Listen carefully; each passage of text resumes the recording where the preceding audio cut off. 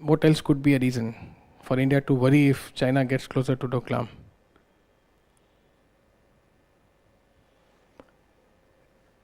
There are connectivity projects. Connectivity projects in Northeast, which may be disrupted. More than that, there are issues, insurgency issue we have already covered here. So connectivity projects will be disturbed, and Bhutan and India have lot of cooperation going on. On what? Yes, hydropower cooperation is going on, so there may be some alteration there as well. So China coming close to Bhutan does not sound good for India. You can list these points, that is your complete answer. Okay. Specific issues you have to address here. Fine, this much is okay, I guess. It's a 10-mark question, so not much words you have here. Now, second, the next question we'll see.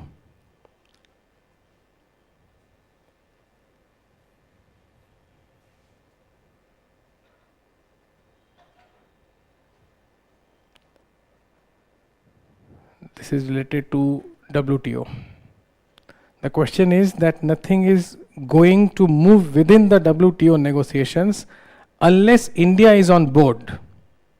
Okay, nothing is going to move within WTO negotiations unless India is on board. Discuss the main reasons behind India's increased clout in WTO.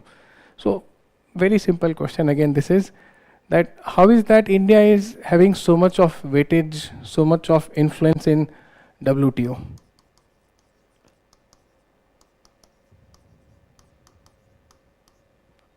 Why the question says that nothing is going to move in WTO unless India is on board, unless India agrees? From where this statement comes from? Subsidy, ठीक है, agriculture subsidy you mean. So it started with the Doha rounds of WTO, where India simply refused to the dictating terms of developed countries, mostly related to agriculture subsidies. Okay, mostly related to agriculture subsidies. So since then, India has nicely asserted itself here. Now, why India is having more of influence of late? How India is having increase in its influence at WTO? That is what your question says. Nothing is going to move within WTO negotiation unless India is on board. Discuss the main reasons behind India's increased clout, increased influence in WTO. See, shifts in global economic landscape.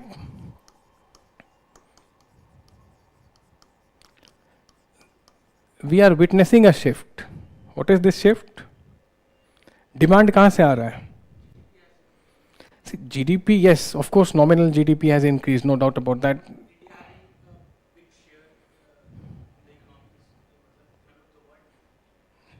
Really? The thing is, India is generating demand.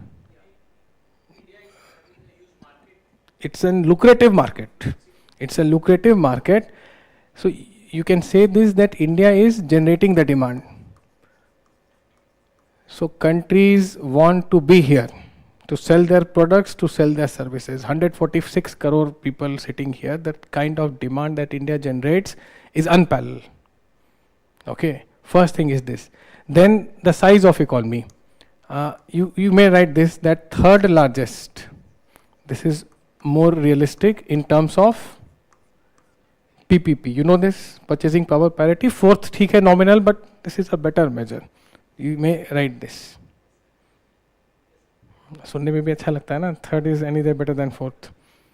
अब fourth में फिर per capita जाओ तो don't do all this. Okay, use these points. Now, India's market, the market that India has, India can use this market to leverage trade in its favor. Okay, leverage trade deals in its favor. India can do this. Now, very often, India has also championed the causes of which part? Of global south. Okay, it has championed the causes of global south. It has articulated a position which favors global south when it comes to agriculture subsidies, trade-offs and all these things. Now India wants to reform. India is seeking urgent reforms in WTO. What kind of reforms? The subsidy rules. Reforms related to subsidy.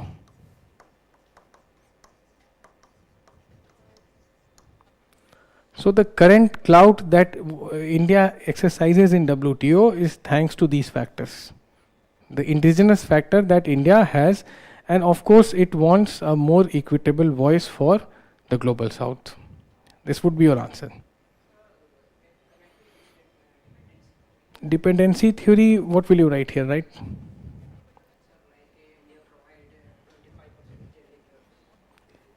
See, you can write this, you can write it, okay, but I think it's a 10-mark question. So I doubt that you will get that liberty of words. If you get it, please write it, nothing wrong with that. You can conclude on that note. Now the next thing, again my PPT is, yes.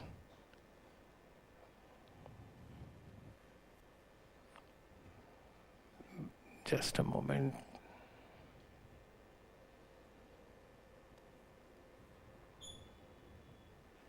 Yes, the difference between Asia Pacific and Indo-Pacific. Now, again a very interesting background it has. I'll try to be as brief as possible, what is required for your exam here. Rationale behind replacing Asia Pacific strategy with new term Indo-Pacific. What was the reason?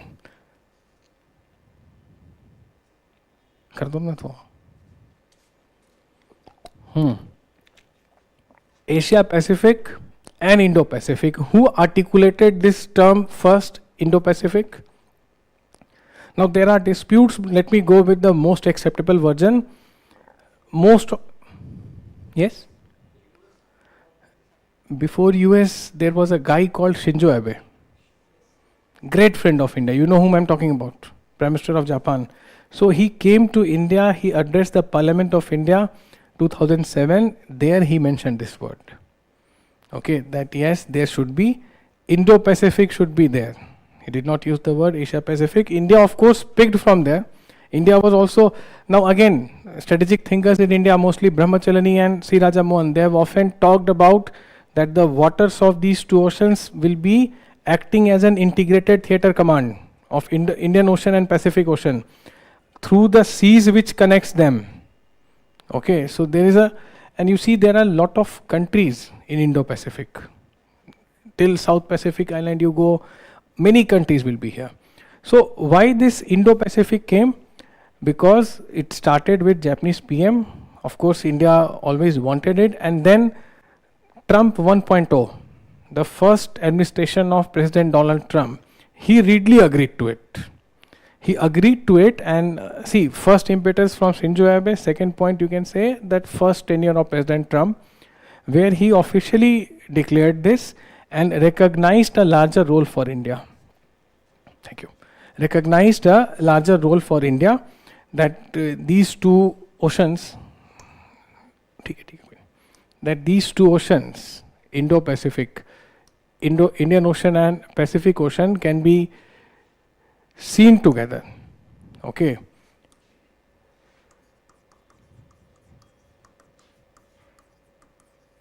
Can be used as an integrated theatre command.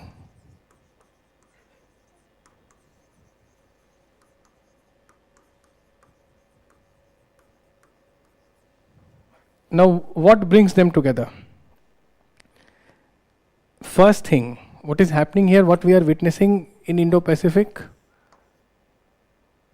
Again, this thing, the demand that India is generating, the demand that China is generating. The focus is shifting. The center of gravity from Atlantic is shifting from transatlantic to the Indian Ocean. Thinkers like Alfred Thayer have said that whoever rules the Indian Ocean will rule Asia and the world.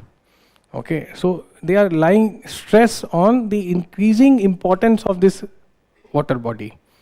Now you integrate this with Pacific Ocean, you get Indo-Pacific. Now here you are also witnessing an assertive China.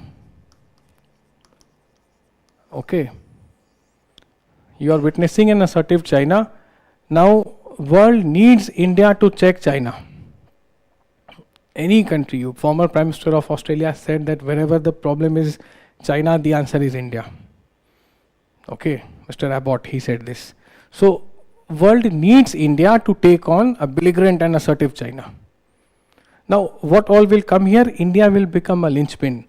In Indo-Pacific, India acts as a linchpin. You understand what is a linchpin? The focal point on which the entire strategy is dependent. Now India invites many of these countries, Pacific countries, island countries in Indo-Pacific, to its annual naval exercise. India sends invites to these countries when it conducts Milan, the annual naval exercise. They come here. India has emerged as a net security provider in Indian Ocean region. India is coming up with HADR. You know these things. So this is what has resulted in a shift in the strategical language itself. That Asia Pacific has become old and redundant. Okay, that is why we need India. World realizes that it has to be India in Indo-Pacific which will take on an assertive China and ensure that Indo-Pacific remains free, open, prosperous, rule-based, where every stakeholder has equal say. Mutual benefit happens to everyone. Now, it's not possible without India. So that is why this change of grammar or lexicon has happened here. Are we clear on this? This is quite simple one. Asia Pacific had a limited scope. India was not central to Asia Pacific. India remains central to Indo-Pacific. Now what exactly is Indo-Pacific? Again there is a dispute. America has its own version which is not same as India's version. ASEAN countries have their own version. Okay, here they are more on the side of China. So from the coast of Africa, okay, the eastern coast of Africa till the Pacific is what India agrees upon. This much is sufficient for your answer, I guess. Now, Operation Malabar you can write about Cod also here.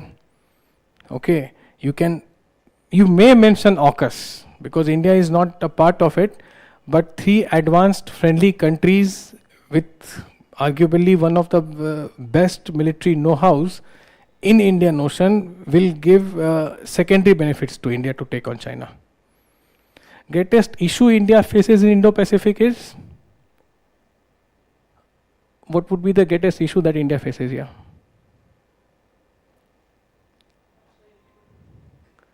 Russia is the greatest issue that India faces in Indo-Pacific. How? See, Russia is too close an ally, we know this. Russia remains, it's not a part of your question, I'm just telling you that Russia remains a very valuable ally, but Russia does not like India's close cooperation with other countries in Indo-Pacific. Is it understood? So this would be your complete answer. No need to mention the Russia thing here. Now, coming on to the next question. Yes, this one. Question says, despite deep ties, India's relation with Sri Lanka have seen strains due to Chinese influence. Okay, and Sri Lanka through investment and economic dominance. So, question assumes certain things despite deep ties. If not for these deep ties, then you can mention that there was some animosity between India and Sri Lanka also. Jaise the civil war and Tamil issue and LTT and all. But now no need to mention it. We can give passing references to 13th Amendment. That is it. So what it says, despite deep ties, India's relation with Sri Lanka have seen strains due to China's growing influence in Sri Lanka through investment and economic dominance. So which all Chinese projects are flourishing here? First one, remember how it all started? The Rajapaksa regime. Now how to start this question? How will you start this question? First thing, that yes, India and Sri Lanka share cultural civilizational ties. Okay, recorded history of more than maybe 3000 years. उसके पहले का है अपना. And both countries have not been adversaries. Indentured labor from India, Tamil Nadu went to Sri Lanka for plantation, rubber and tea plantation, agriculture and all. So this is how the deep ties have been there. But of late what is happening? We are witnessing some issues because of increased Chinese involvement. Now, how it started? Started during Rajapaksa regime,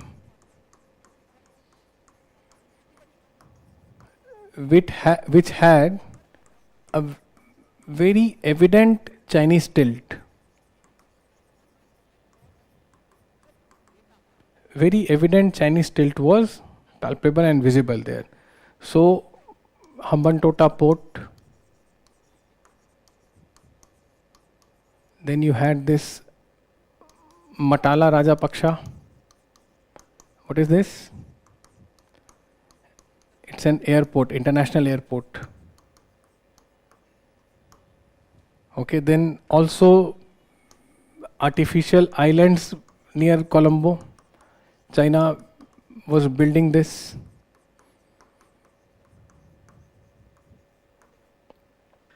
Okay. Gave a lot of loan to Sri Lanka. Now why these countries take loan from Sri Lanka? When they know it's a debt trap, why do they take loans?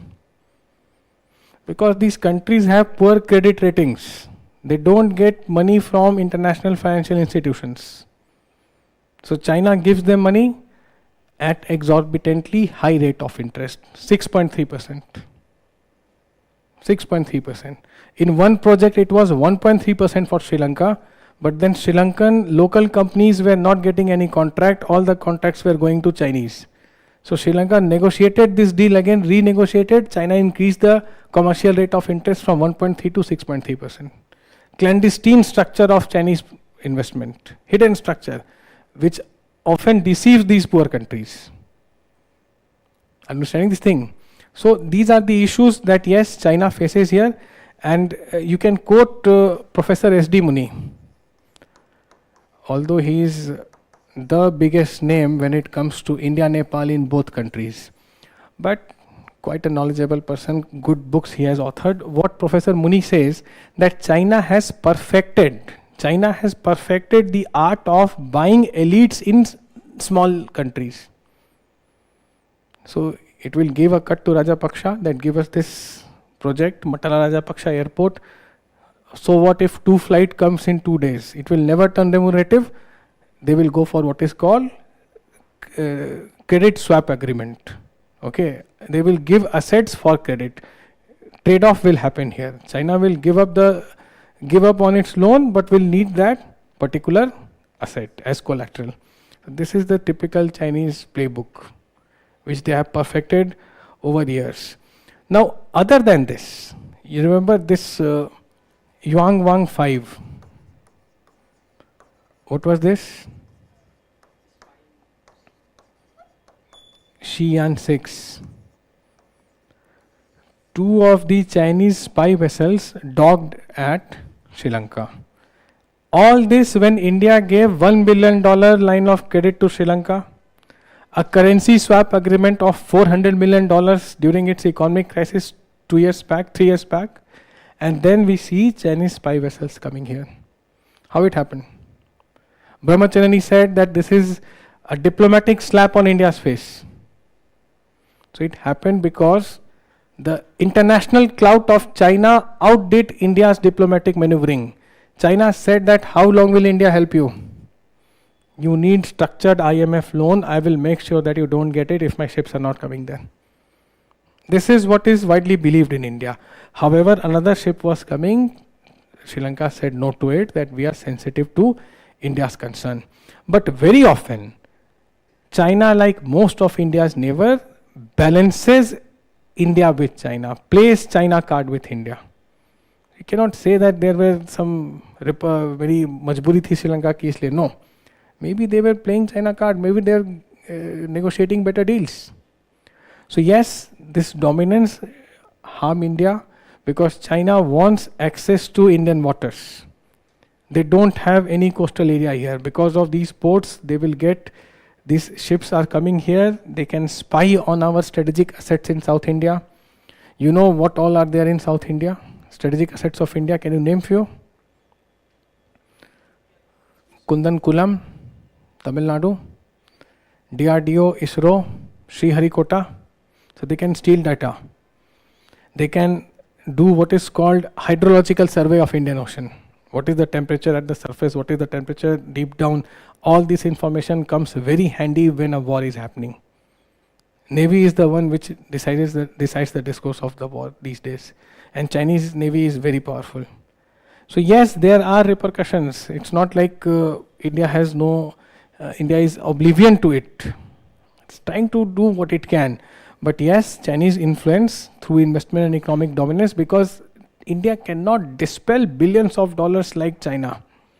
Its economy is 5 times that of India. I hope you know this. Chinese economy is 5 times that of India. So the leverage that they have, the debt trap that they use, that is not what India has done. You can arrange these points, right?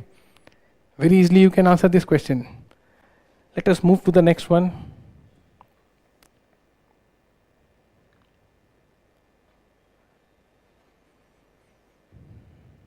Now see this. Indian foreign policy in a transition mode. Nehruvianism to neoliberalism. Wonderful question this is. From Nehruvianism to neoliberalism. Support your answer with the help of suitable examples. So, see what the question is asking. That Indian economy is moving towards, economic diplomacy is moving towards where? Nehruvianism. Now, what did Nehruvianism emphasize on?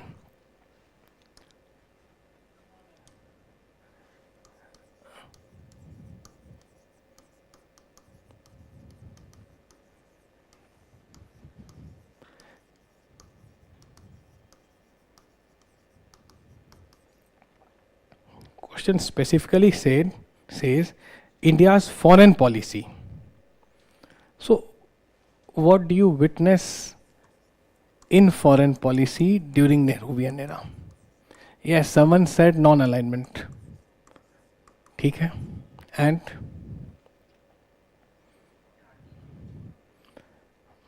autarky मत बोलो, socialism बोलो. Socialist policies. A tinge of idealism. Yes, this was very much there in foreign policy. Then,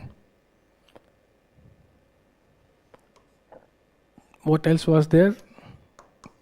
South-South cooperation. This was also there. This is Nehruvian foreign policy point-wise. You all know about this. Now, how it has transformed to neoliberalism. Now, what is neoliberalism? Economically speaking, neoliberalism talks about market-friendly methods.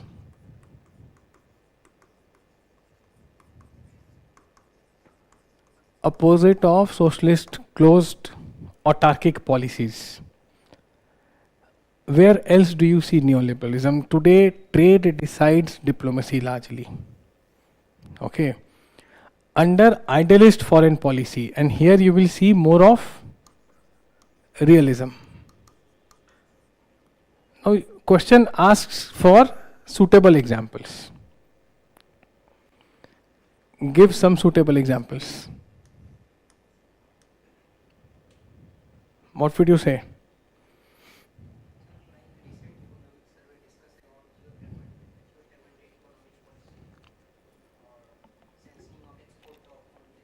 ठीक है, you can write that geo-fragmented. See, did India have free trade agreements here? क्यों? अभी recently किसी country के साथ India ने FTA किया है?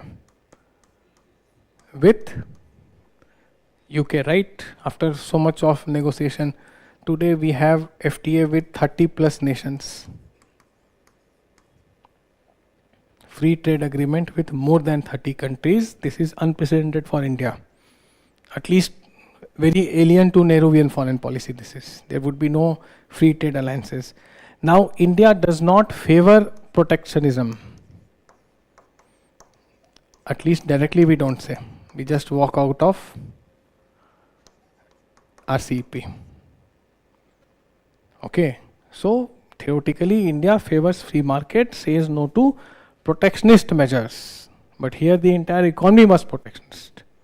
Complete control by the state. Then India negotiates at WTO. For what? What are the main points of concern that India says? We have seen this thing right now. Better terms for agriculture exports, for subsidies, causes for Global South, the concerns that Global South countries have, promoting industrial development through trade. So these are things towards which neoliberal foreign policy has moved from Nehruvian foreign policy. You will see this with a heavy dose of pragmatism also. What is pragmatism? I'll do whatever benefits me. No moral, ethical. Now here you have moral and ethics. Here India would say that my cooperation, my area of cooperation will depend if you agree on the same things. Okay, so India is opposed to, what was India doing? What was India's Nehruvian foreign policy का stress किस चीज पर था, emphasis किस पर था? Equity, dignity, against racism, against colonialism, okay, against imperialism, against any form of neo-imperialism. India will condemn attack on Suez Canal by Britain, France and Israel, 1956. India will organize Bandung Conference in Indonesia, where it will bring Asian and African countries together, promote South-South cooperation, talk about non-alignment. Now today you see India engages with Russia, India engages with Israel, despite most of the world viewing them as aggressors. Why? Because Russia is too important an ally. When world was asking, West was asking India to criticize Russia, what India did? India secured cheap oil from Russia, sourced cheap oil from Russia. This is neoliberalism. Economic priorities decide your foreign policy. So of course there is a switch here.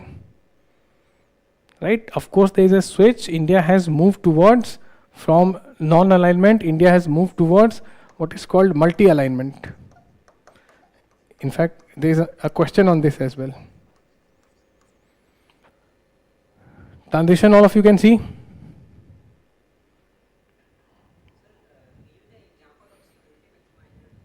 Which one? As in, समझा नहीं क्या?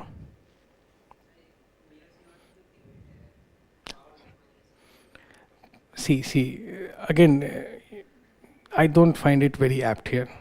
Power maximizer, security maximizer, of course there is, but this would be sufficient. There are other dimensions of what you are speaking. Better if we don't go there. Now the next question, let us see the next one. The next thing.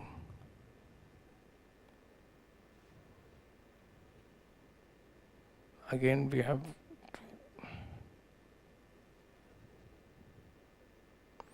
Okay, I'll read it here. Would you concur with the view that of late India's foreign policy, the next one, does the idea of 21st century as Asian century continue to remain feasible given the growing friction between India and China? So, 21st century being Asian century. Now, is it still relevant? Will 21st century still be Asian century given the rift between India and China? So from where this 21st century being the Asian century comes from? What are the assumptions behind this statement? 15-mark question it is. How exactly? So China, what is the Chinese economy? The China is second, right? Nominal. India is fourth here. Okay. Again, the global landscape has changed. If India and China do not join a sanction, that sanction becomes meaningless. We have seen that in case of Western sanctions on Russia. Despite the Western sanction, the Russian oil is still flowing, if not to West, then to these two countries. So again, it boils down to the demand that these two countries generate. So India and China are collectively driving the global demand. Okay. This is what makes analysts believe that India and China together will shape the world order, and next century would be Asian century. But the question now says, growing friction, it is still feasible. Is 21st century being Asian century still feasible given the growing friction between India and China? Now what will you write here? The friction part. So you don't have to describe all the frictions, or maybe just one line on it. So there is a LAC dispute, and then what else? The contentious issue between India and China. Tibet can be called Tibet. India has given up the Tibet card. So, yes, not once but twice. Once during PM Nehru, second during PM Vajpayee. But then China's move towards India, you see, China will block a resolution whenever India will try to label some Pakistani terrorist as a global terrorist. It did 4 times with Maulana Masood Azhar. So there are issues. India has not joined BRI. Okay, India has not joined BRI, and China's proximity to Pakistan are the confrontation issues, issues of friction between India and China. Now, can it derail the 21st century being the India-Asian century? Now, there the question says that does the idea, so it's asking your opinion. After listing this friction, you can say that India has its 4 C's with China. What is this 4 C's? Herbert Wolf has talked about 4 C's. 4 C's that India and China often engage into. There is cooperation, then there is conflict, there is competition, and then there is containment. So last fiscal year, China was India's largest trading partner. Now imagine this happening in the aftermath of Galwan Valley. Usually it is between India and USA, China and USA, who becomes India's largest trading partner. So last year it was China. So despite a confrontation going on, despite 2 to 3 lakh soldiers active at the LAC, still trade is happening. So cooperation is there. Now cooperation extends where? Trade, and here again India and China are almost unanimous. Climate change. Okay, so conflict and containment is also there. China believes that India wants to contain it. How? By collaborating with US and Japan. Similarly, India believes that China does not like the growing regional influence of India in South Asia and its rightful place in the world order. Like the initiatives like Indo-Pacific and emergence of India as net security provider. So yes, there are concerns, there are issues. But can these issues delay it? How will you end this question? Yahan tak I think there is no issue. you know the body, how it will be floated. You can conclude this by writing that there are issues, but India and China, recently you can write this, the de-escalation, which aims to move towards de-induction. And Chinese president, 2-3 months before, he wrote a letter to India's president, where he has talked about, you can use these terms, elephant dragon tango.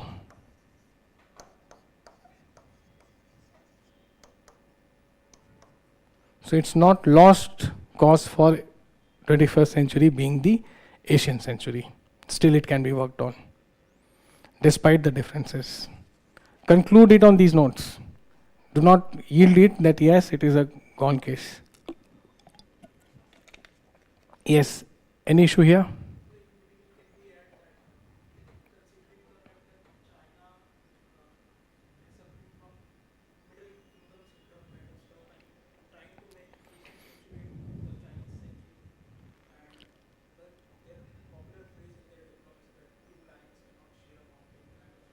Yes, these things have happened, that two lines cannot share a mountain, and China is often said to believe, it says that Asia should be unipolar, world should be bipolar.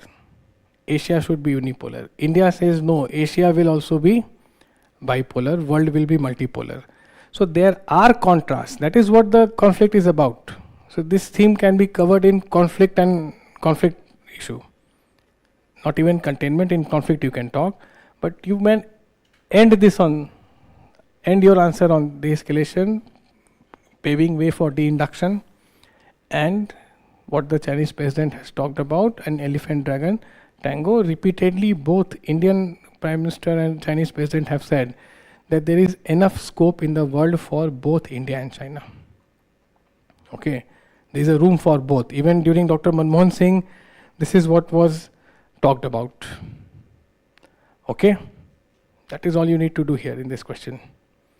Now the next question, it's better if I read it from here instead of going back to the PPT. Will that be okay? See, the question is, discuss the potential role that India could play as the leader of Global South, realizing the goal of establishing a new international economic order in 21st century. So it talks about India's role as a leader of Global South. First part. How? What exactly is Global South? You need to define Global South first. No, don't say.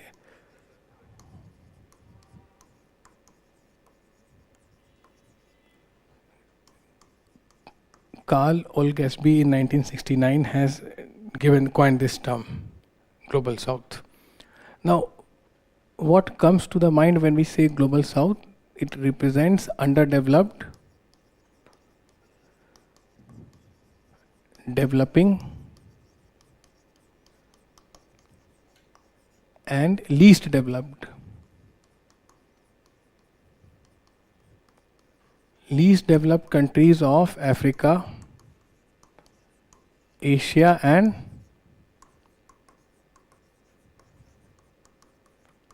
Latin America. Okay, this is what makes up the Global South. Now, potential role that India has played here. What is the role that India is playing here? So, this will take how much? This is a 15-mark question. So, you have some extra words, more than 10 words, 10 markers. So, this will take, I guess, 20-30 words. Now, how India is aspiring to be the leader. So, India has a history of leadership of Global South. How? The NAM days. Okay, since the non-alignment movement days. And what potential role India can play? How India can better articulate the concerns of Global South. So, here you can talk about that India often stresses on stability. Where? In energy market.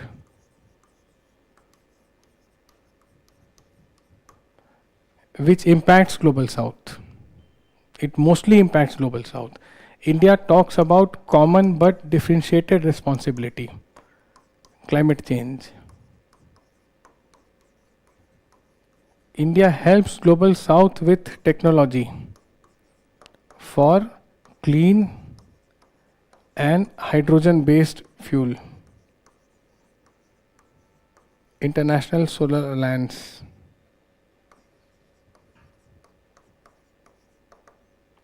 Okay, so these points will be sufficient. Potential role India could play. All these things India need to ramp up. Now, realizing the goal of establishing a new international economic order in the 21st century.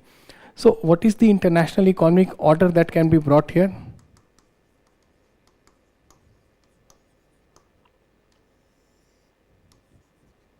How will this part be addressed?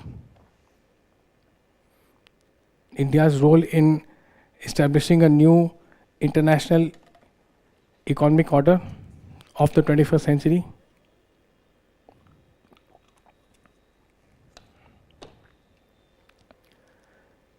So what are the demands of Global South? First thing we have seen, energy demands. Then, for which a market can be created, a sustainable market can be created. You can add here access to healthcare, education. You can add here digital literacy. India is also sharing its mobile app, the digital transaction app, with many of these countries. India is training civil servants of African countries, Senegal and other countries as well, along with our own civil servants.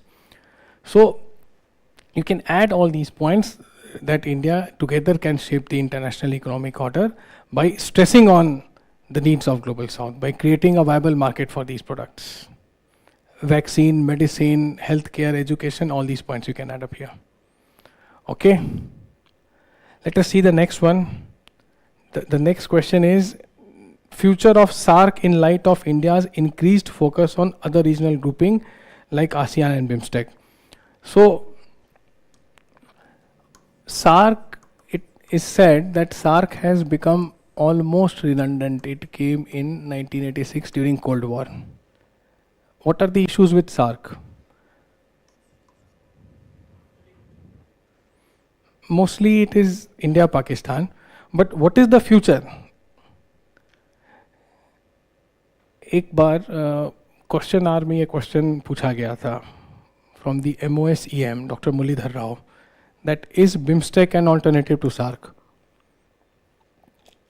Of course he said no to it. So future of SAARC in light of India's increased focus on other regional grouping, and the other regional groupings are BIMSTEC and ASEAN. See, SAARC is mostly for South Asia. Okay, SAARC is mostly for South Asia, and South Asia still remains the least integrated zone. The least integrated zone it remains. For variety of other reasons, we have a question on this as well. So future of SAARC mostly depends on the consensus between the members. Okay, so here you can say that India needs to come out of that confrontist mindset with Pakistan, focus on multilateralism instead of bilateral issue with Pakistan. You can add this point that whatever disputes with Pakistan can be sorted bilaterally, but rejuvenating SAARC would be doing good to India also for regional integration, for connectivity projects. So the future, yes, we have BIMSTEC, we have ASEAN, but they are not exclusively focused on South Asia. Okay, their sole focus is not for South Asia. SAARC is one grouping which is only focused on South Asia.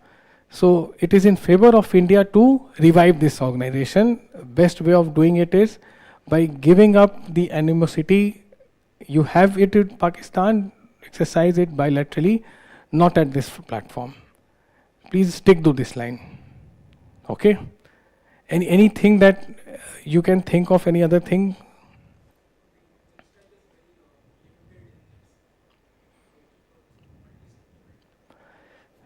Not limited. The scope is too much, and when you have, like he's saying that BIMSTEC is not limited, but multi-sector, as you said.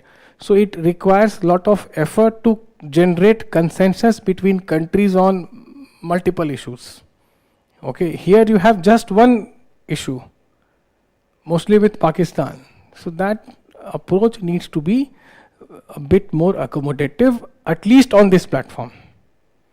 Okay, you can have all other disagreements with Pakistan bilaterally, maybe not here. Security purpose, regional connectivity purpose, India's neighborhood first, you can integrate these points here. Okay. Next thing, critically examine India's persistent refusal to sign the NPT, despite being recognized as a de facto nuclear power. So why India does not join NPT? How?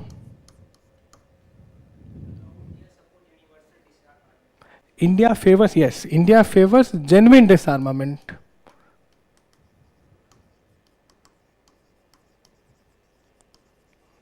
There is a date here, right? All those who did nuclear explosion before this date can have nukes. But a country which did after 67 cannot have nukes. So India says that it creates, Marxist terms India has used, nuclear haves and have-nots. Okay, it has created nuclear haves and have-nots because it is only concerned with horizontal proliferation. It says nothing on vertical proliferation. So these 5 countries can have 500 or 5,000 nukes, but 6th country should not have a single nuke. So India says this is conditional disarmament. Okay, we need genuine disarmament. And de facto being recognized, yes, India is a nuclear power country, but you see this, you can connect this point also that despite not signing NPT, India has done nuclear deals. With whom? With USA and with Japan, 2016. So Japan doing a nuclear deal with a country which is non-signatory to NPT is unheard of. But yes, it was Shinzo Abe's effort. He was the one who was able to convince the anti-nuclear lobby there, and finally they did this. So this is what you need to write here. 15-mark question it is. So explain what is NPT, what is India's opposition, and why India favors genuine disarmament, and India believes in having a credible minimum deterrence. Emphasize on no first use also. So all these points you can write here. Next says that India and US have become such stronger strategic partners that they need not become formal allies. So what are the areas where India and US have become strong strategic partners? First of all, what is strategic partnership? How do you define strategic partnership? How do you define strategic partnership? What are the dimensions here? So strategic partnership is here.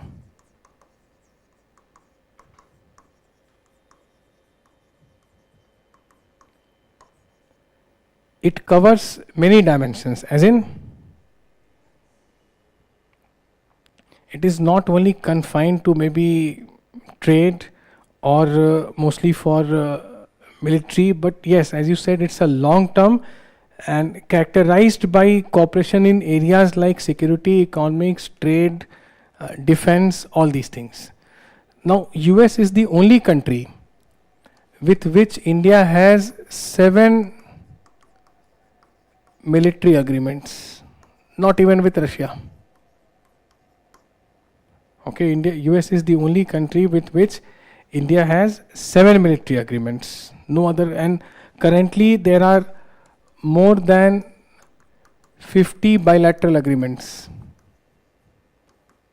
cutting across the sectors: technology, emerging technology, energy, defense, trade, so on and so forth. So they don't need to be formal allies. Now, is India willing to be a formal ally? Is India actually willing to be a formal ally of USA?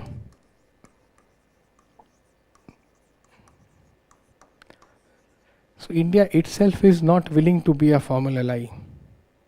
Why? Because India values its strategic autonomy. What is this? What is strategic autonomy? 2 elements are here. First, that a country has resources to take decisions based on its national interest.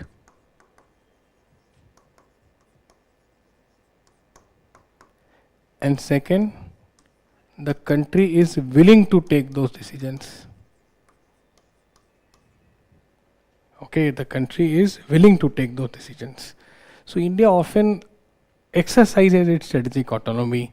It's a member of Quad, it's a member of SCO. It is working closely in this Indo-Pacific, but it is close to Russia also. It's a part of IMEC and I2U2. It's a part of INSTC also. It has good ties with countries who are not very fond of each other. So there is no need for becoming a formal ally. Strategic partnership serves India better here. Strategic partnership offers India what is called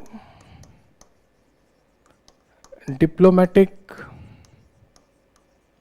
maneuvering. Okay, use this term. It offers India the diplomatic maneuvering, where it can take decisions based on its national interests. Okay,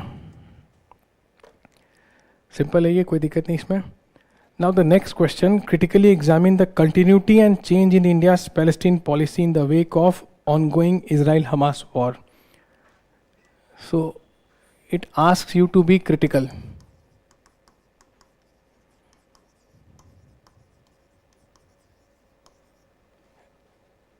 Continuity and change. 2 things: continuity and change. In Palestine, India's Palestine policy in the wake of ongoing Israel-Hamas war. So what is the continuity that you see? India is still committed to the 2-state solution, and India ने नहीं abandon किया इसको. India still says that yes, Jews and Arabs both should live there. It's a 2-state solution as the original UN partition plan of 1948. Plus, you see PLO. PLO was a member of NAM, Palestine Liberation Organization, headed by Yasser Arafat. It was a member of non-aligned movement. And here you will see India still sends aid and other help. This year also India has done this to Palestine. Okay. And India criticizes Israel's disproportionate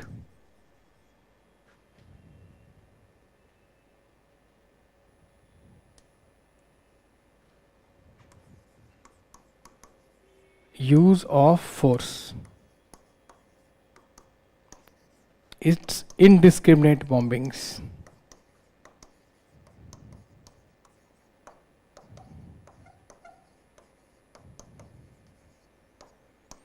तब भी करता था, आज भी कर रहा है.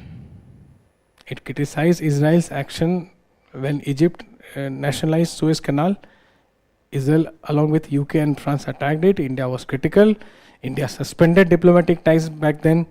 And today also it uses this. The MEA presser uses this word: disproportionate use of violence and indiscriminate bombing of Palestinian territories.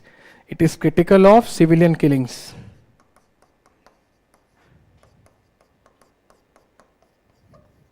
You see this continuity? Now, what is the change? What are the changes that you see? What are the changes which have happened over a period of time?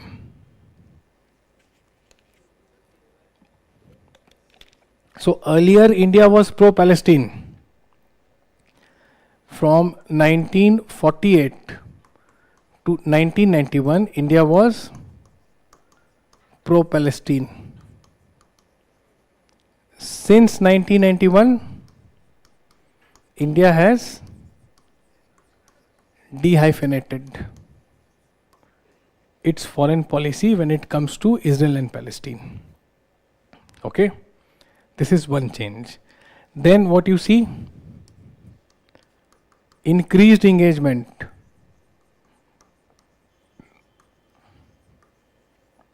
Increased engagement with Israel. Where? Which fields? And intelligence. Mossad is an intelligence powerhouse. Then agro-technology. Israel has mastered what is called reverse osmosis. The per hectare production in Israel is one of the highest in the world, despite being situated in the middle of a desert. So, and India needs access to fresh water. We have oceans, good ocean areas, but 2 of our states are fighting for rivers, right? So we can borrow these things: agro-technology, drip irrigation.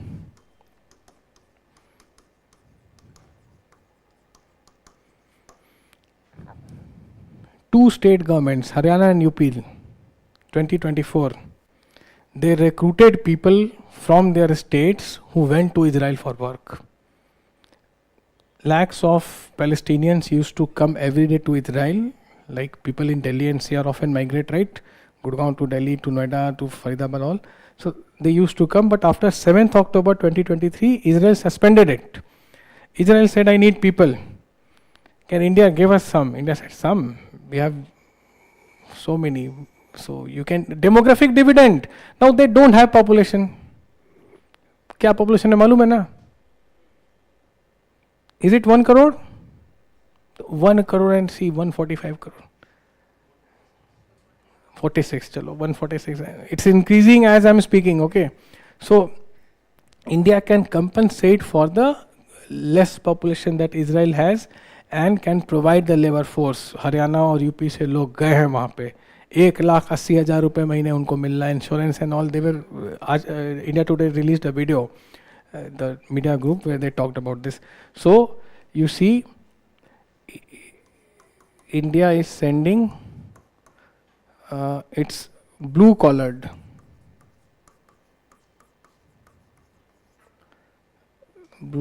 jobs. What else? Earlier India used to be critical, now it abstains. Last week also India abstained. Where? UN resolution against Israel. Against Israel. Or even if it talks about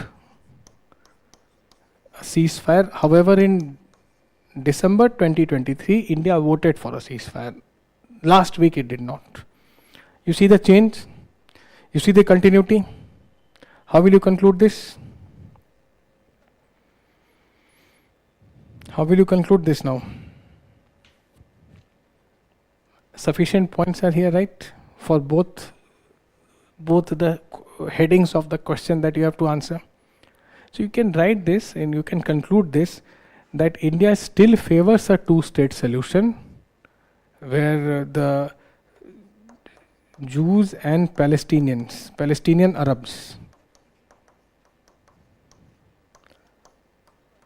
should live peacefully as per the UN plan, original UN plan, mandated plan of 1948.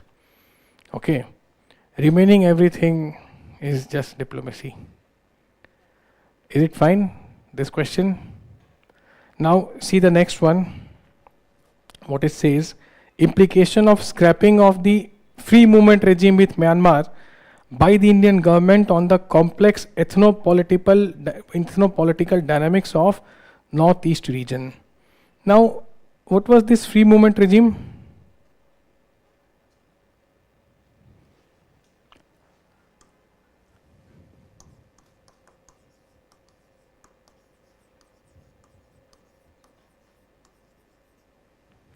What was this? See, there is a lot of similarity. Which type of similarity? Ethnic similarity between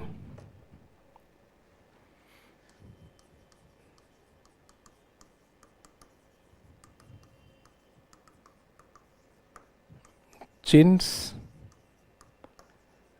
and Mizos. Then there are Nagas from both sides. Okay. They share ethnic similarity with each other. So India provided for this free movement regime. Now currently Myanmar has a long border. 1643 kilometer border. So people could come to either of the country. From Myanmar, people could come to India and vice versa. Kahan tak? 16 kilometer and for 15 days. Okay. Up to 16 kilometers for 15 days. They can stay there. But it was suspended. Why it was suspended?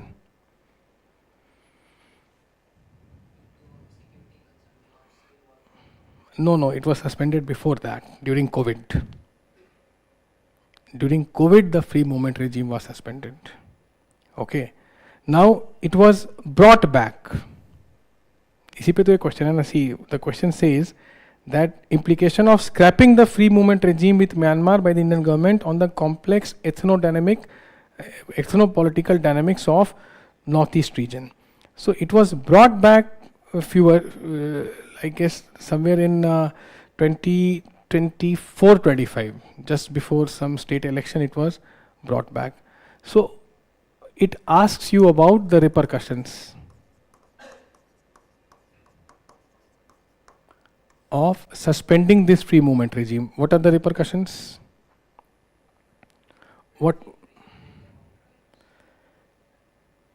So will this be a repercussion? First thing you can add here, first point wise you can add here, that the ethnic communities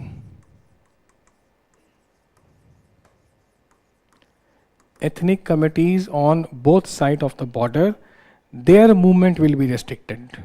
Okay, so their people to people ties will suffer. First thing is the people, this is the entire crux of free movement regime. That is why it was brought. So the people to people ties would suffer. Now this has potential for increased conflict and can snowball into major socio-political issue.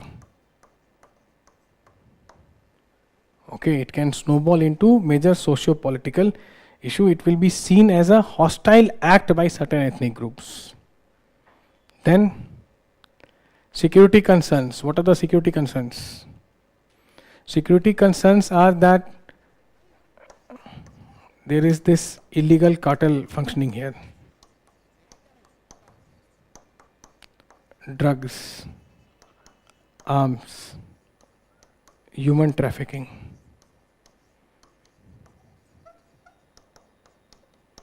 So they often misuse the free movement regime. Okay, so maybe there will be a dent here when it is scrapped, and trade and livelihoods will be impacted because of, see, Tripura and Bangladesh, they have what is called open border hearts. But of late there has been a lot of issue India is facing from Bangladesh. So this open border heart may be suspended temporarily. Implication immediately kya jayega? Livelihoods par. See, because people living there who are able to benefit because of the open border heart, relatively free movement is there compared to when you compare it with an international border. So illegal cartel of drugs, human trafficking, then trade and livelihoods may be impacted, and what else can happen? How can it create more challenge? In long term, it can set off more animosity, and it can impact India's ties with Myanmar also.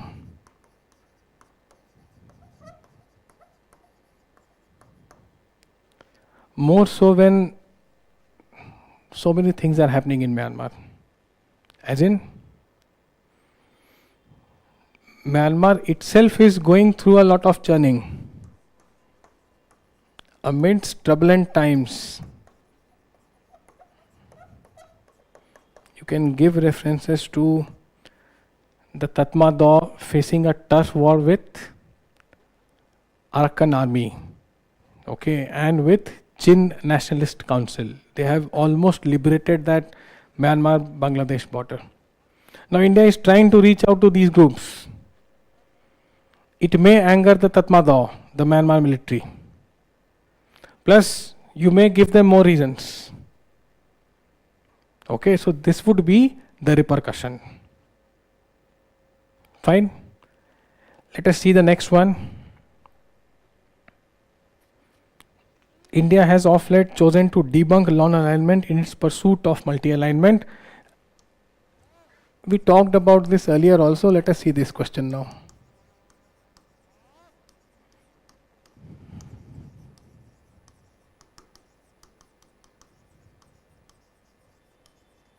What was non-alignment? Yes, what was non-alignment? Was it neutrality?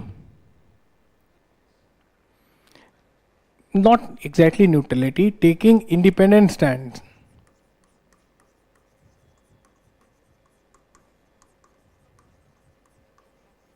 On issues based on principles. Okay, so India will not join either of the power bloc, but will use its own resources on its own well-being, not on making military blocs for USA or USSR. Okay, so not joining a power bloc was a conscious decision. Now, what happens here? This is your pragmatic engagement.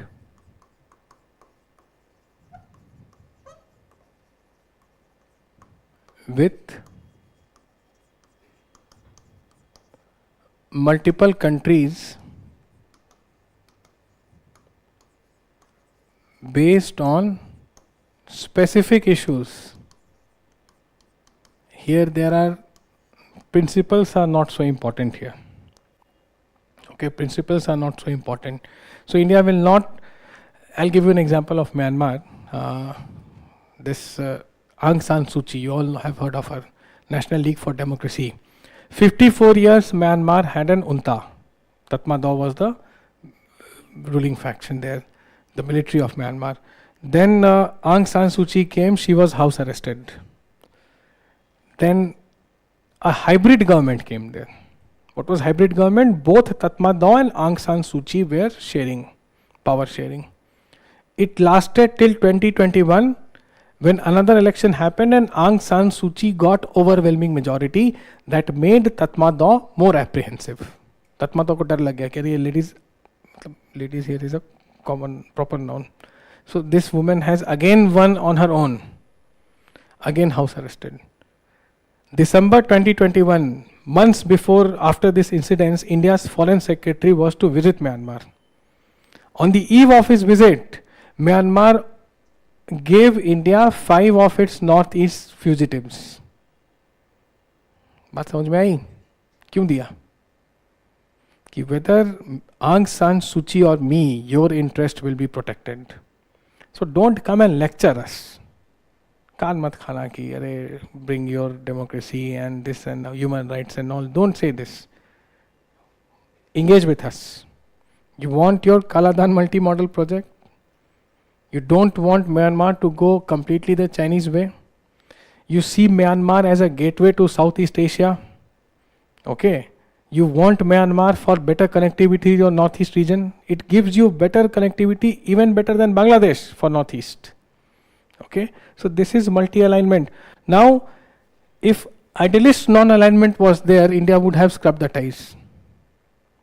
उसी समय जैसे ही आंग सान सूची को दोबारा arrest किया गया, India would have said, that's it. Now I don't care whether you give me my 5 insurgents or not. Nothing like that is happening here. There may be issues, but we can collaborate on something where there is a consensus. This is multi-alignment. So here you see, India was not a part of any bloc. Here India is a part of Quad. India is a part of SCO. I2U2 IMEC and INSTC. Iran and Russia both. Working closely with US in Indo-Pacific. Working closely with Russia. Trying to revamp CVMC. Last year the first consignment has arrived. Chennai-Vladivostok Maritime Corridor. India wants to integrate with it this Northern Sea Route. Both India and Russia want this. This is multi-alignment. We can engage with each other. Good ties with Saudi Arabia. Good ties with Iran. Not as good as Saudi, but still Iran remains a valued partner. Chabahar Port, INSTC. Is it fine? You understand what is multi-alignment? All of you? Now, see the next thing, the questions that are here in, let us see, or I can just repeat it. Will that be okay? The interpretive approach to study of comparative politics. This is part A.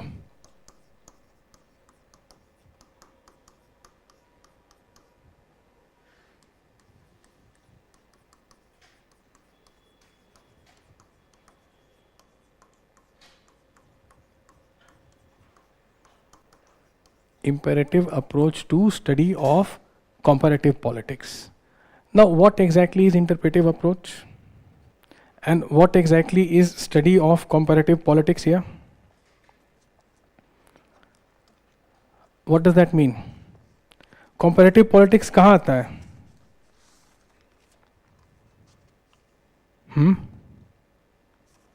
Where does comparative politics come? Where it is used? What it facilitates? Any idea?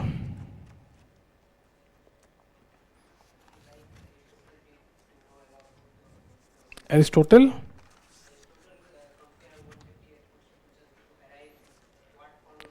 So Aristotle compared, yes, Aristotle did compare 150 constitutions which were written back then.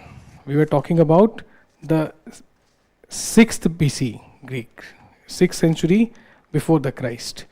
Now, how is it important today? Comparative politics gives you, it gives you a kind of analysis. It gives you a comparative analysis of different societies.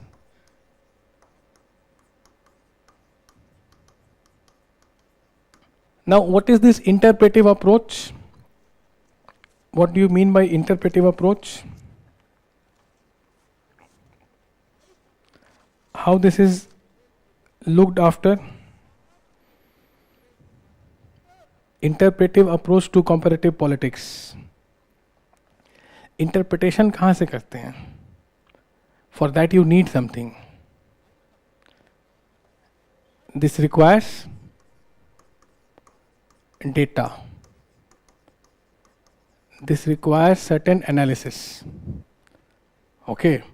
Now in comparative approach what we do, just a second. Yes. The interpretive approach that is there for comparative politics, here what is often decided that this data analysis, figures, these things are needed for an interpretation. And you go for real-time analysis. Okay. Can we take a 5-minute break? It's little too hot here. I want to adjust it. Just meet you in 5 minutes, okay?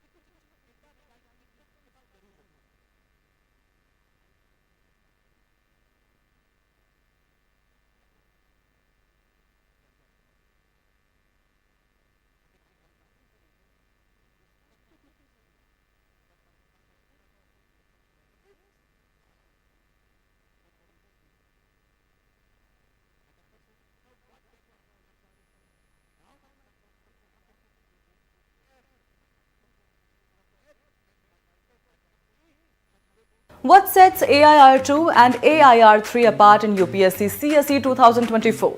They didn't wait to feel ready. They started smart with the GS Foundation course at Vision IS Delhi. Structured learning, focused current affairs, real mentorship, test feedback that actually helps you grow. This course isn't just about study hours, it's about direction, clarity, and the strategy toppers trust. Start strong. Start where toppers started.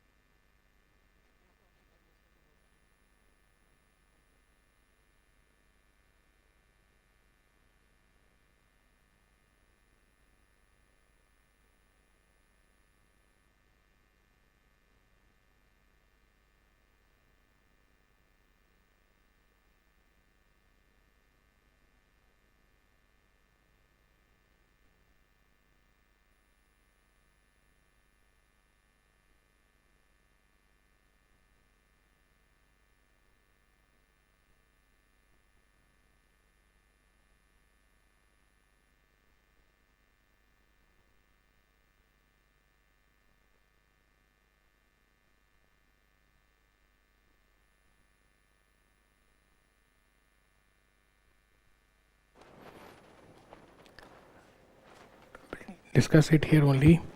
The interpretive approach to study of comparative politics.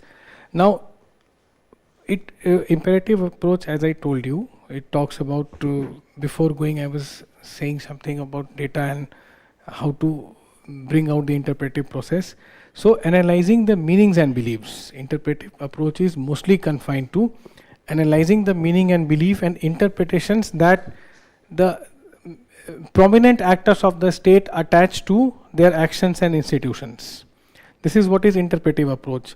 Now, what are the key features here? Interpretive approach to study of comparative politics. So there are certain key features, like they have criticized what is called positivism.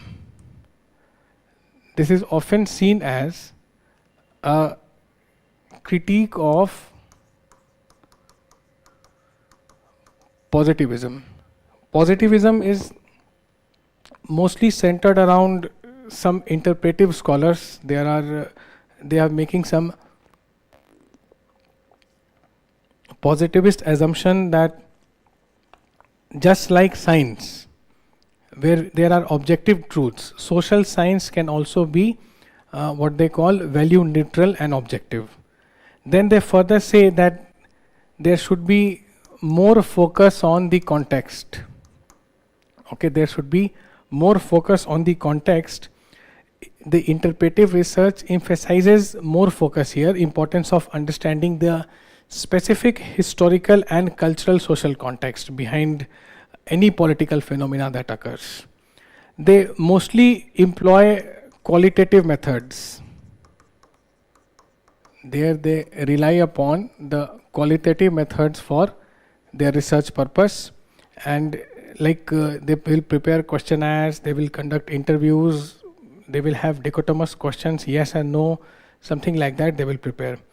Now, why this interpretive approach is seen as something which is doing good, what are the strong points of interpretive approach? That they try to understand and interpret the meaning that shape the political discourse, is what they mostly try to do here. And it can offer a very specific and nuanced approach to the contemporary politics. However, there are certain issues with this particular approach.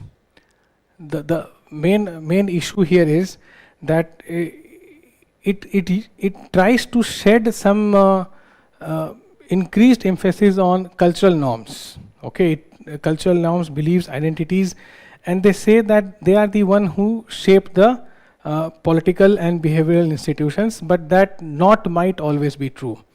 This is one issue that it faces. So this is your interpretive approach to the study of comparative politics. Now see the next thing, the central tenets of world system theory. Now what is this world system theory? Again, Wallerstein, Immanuel Wallerstein has come up with what is called the world system theory. Now it says that the entire economy of the world, it is one integrated economy which does not act in isolation. We are part of some grand world economy, and it is having a very rigid hierarchical structure. This is what the world system theory says, that it is having a very rigid hierarchical structure. You cannot break out of that rigid hierarchical structure. It lays emphasis on certain elements. Okay, the central tenets that are there, the first thing it says, core and periphery. Core, you understand, geography में भी पढ़ा होगा इसके बारे में, core, and there is something on the periphery.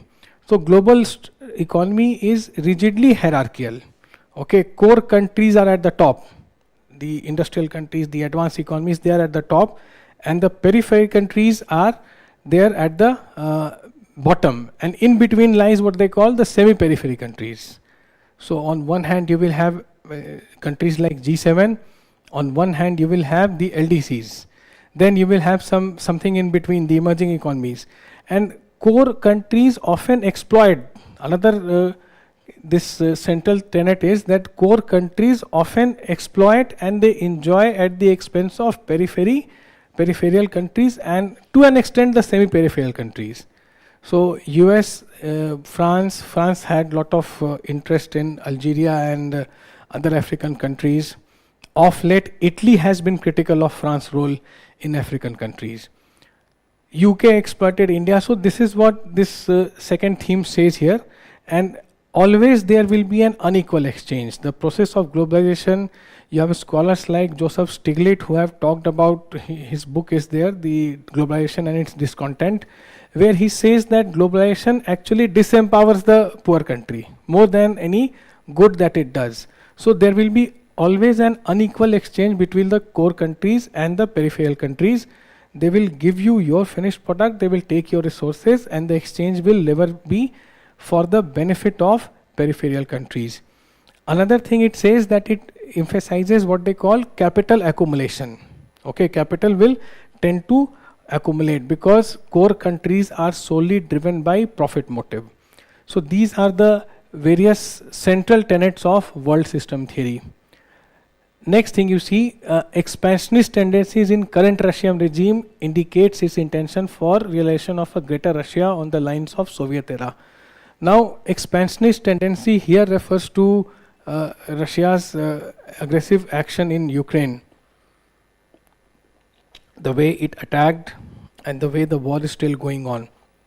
Now, is there a indication of realizing a greater Russia? To an extent, yes, there is a realization. Putin said this, that the disintegration of Soviet Union was the most unfortunate incidents of last century. So somewhere deep within, he wants to undo it as a part of his legacy. Okay.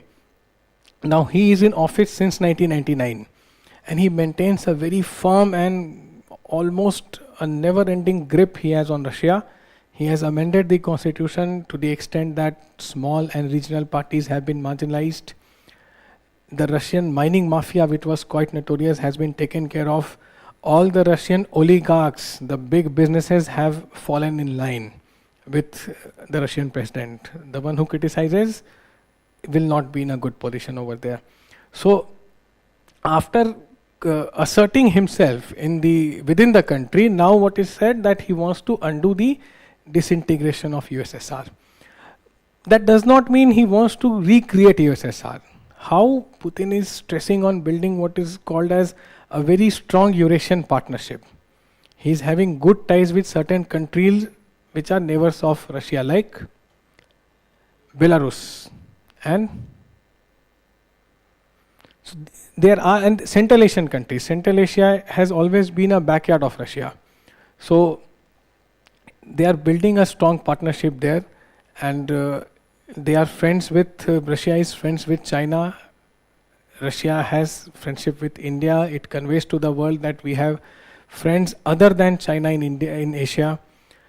Russia is again close to, as I said, Central Asian countries, close to Iran, was close to Syria when Bashar al-Assad was there.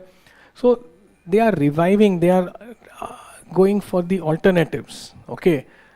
Greater Russia may not be on the exact territorial line of USSR, but a very strong Eurasian partnership is emerging under President Putin. That is what we can call the expansionary tendency. And of course, the move on Ukraine. After Russia-Ukraine war, NATO has added 2 members, Finland and Sweden. Now Russia has told them that this is your historical mistake and you may have to pay for it. Near the issue is the Baltic Sea becoming the NATO Sea. So this is not being liked by Russia. You may see some more acts of aggression, not of very recently, but of late we can see this. So yes, the signs are obvious. Signs are obvious that Russia is trying to build upon its strength. Russia is also looking for its rightful place in the European order, which many analysts feel that they have been denied since 15th century. It was very much a part of European order, but it has been marginalized ever since the Bolshevik Revolution happened. So all these things you can write here. See, captured Crimea or liberated Crimea. Again, it depends on whom you ask. Russia said that there were 2 plebiscites done in Crimea. Of course, they were done after Russian troops were stationed there. So whether Russia won it or Russia annexed it is open to interpretation. And before that action in Crimea, Viktor Yanukovych was the president of Ukraine who was pro-Russia. He was toppled. Why? Because he rejected FTA with EU and instead took, I guess, $15 billion bailout from Russia. So protest, this is all 2014 I'm talking about, when just before Russia attacked Crimea. So there is a lot to it. Anyways, we don't have to go there. You can mention that incidents, okay, and you can write about it. The next thing, explain the various facets of idealist approach to international relation. Comment on its contemporary relevance. What exactly is idealism? And you can start here that the current theory that we see, the discipline of international relation itself emerged through idealist theory. Why? See, IR is the most recent discipline of of social science. It came after First World War. There was no IR before First World War. It came after First World War. And how it came? When the need for peace was felt. So after the First World War, which was one of the most devastating wars which humankind has seen till then. So after 20 years they will witness something more catastrophic when Second World War will start.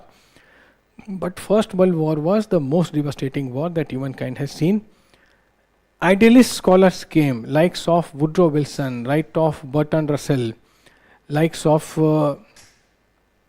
though M.K. Gandhi was not a very prominent geopolitical thinker, but he is considered amongst them. Alfred Wolves and all, Arnold Wolves and all, they came. Idealist thinkers. What idealism says? What is idealism? Any idea? Assumption क्या है? They believe in cooperation is their outcome. What is the assumption? They have certain assumption about humans that human beings are inherently good in nature. Bad behavior is because of bad circumstances. So you remove the bad circumstances, human beings become good. And when such inherently good human beings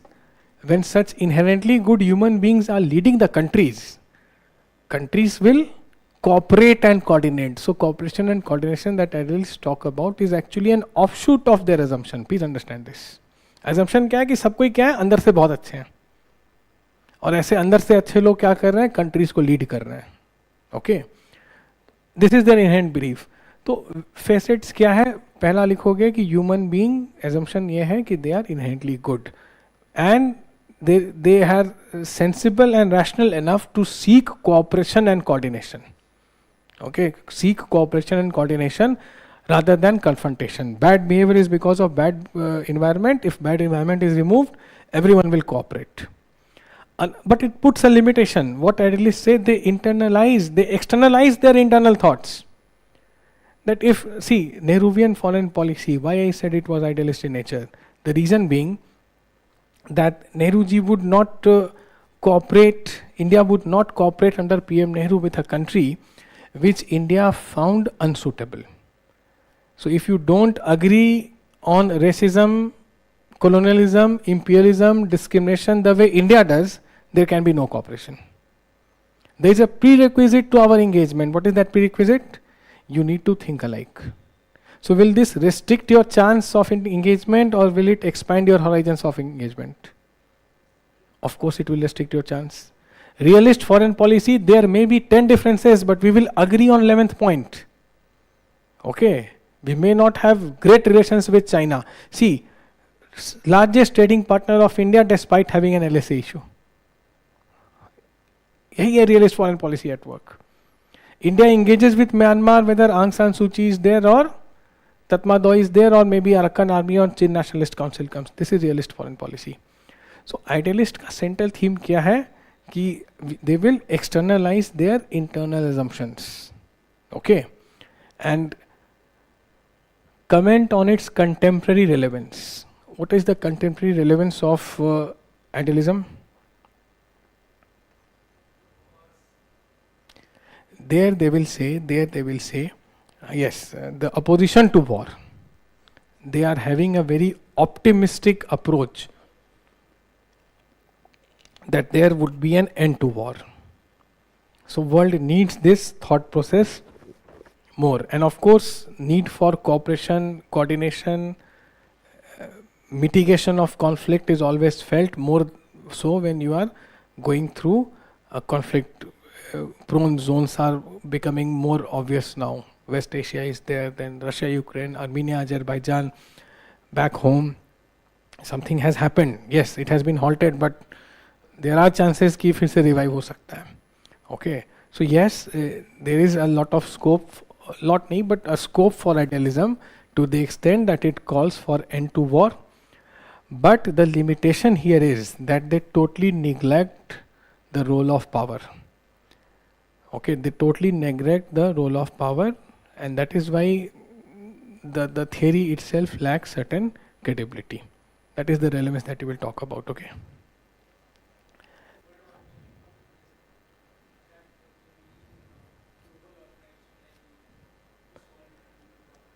See, again, when you talk about global organizations, 2 points: multilateralism and multipolarity.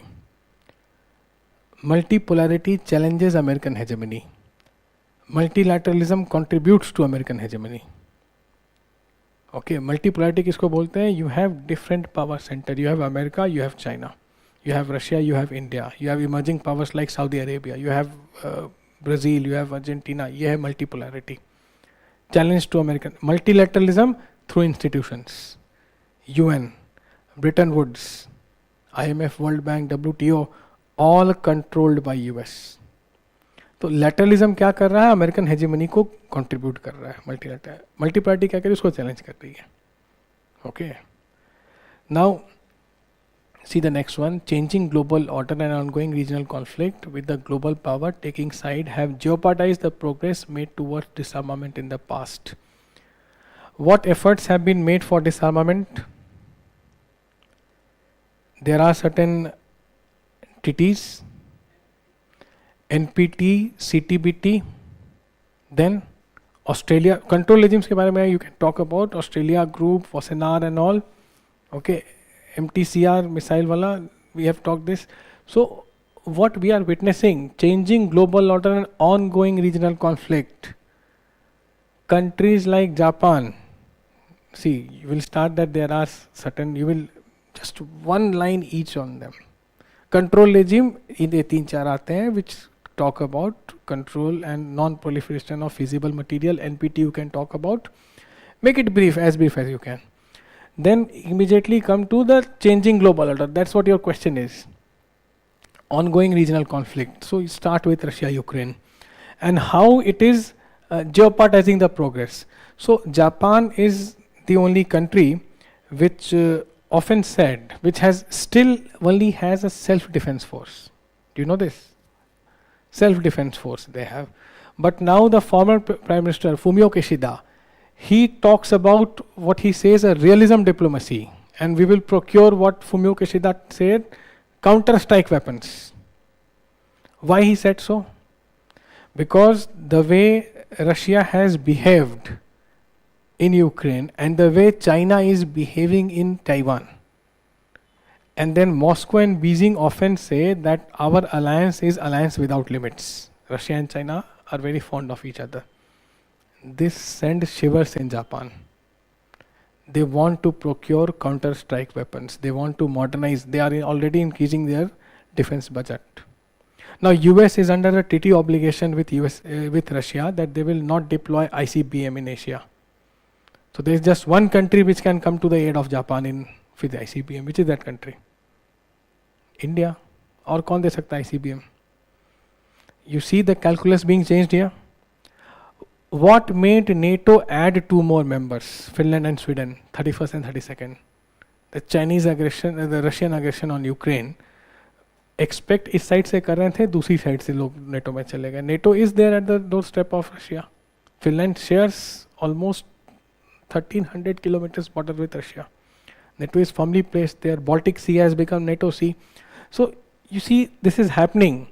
Okay, global powers are taking side, and there is no one talking about disarmament. In fact, countries are increasing their defense budget. traditionally peaceniks, the traditional pacifist countries like Japan are also revamping their defense budget, going for planning to go for advanced military purchases. Okay, India talks about indigenization of defense industry with Atmanirbhar Bharat, and we have to do this because we are also having hostile neighbors. So yes, all this disarmament thing has been ruined as of now, has taken a backstage. Okay. Yes, deglobalization is displacing globalization. Another very much in the rounds this question was, very much talk of the town. You can define what is globalization. Very easily you can define. Now you may add a point that 1990 to 2008 was the golden era for globalization. 1990 to 2008. What happened in 2008? And what happened in 1990?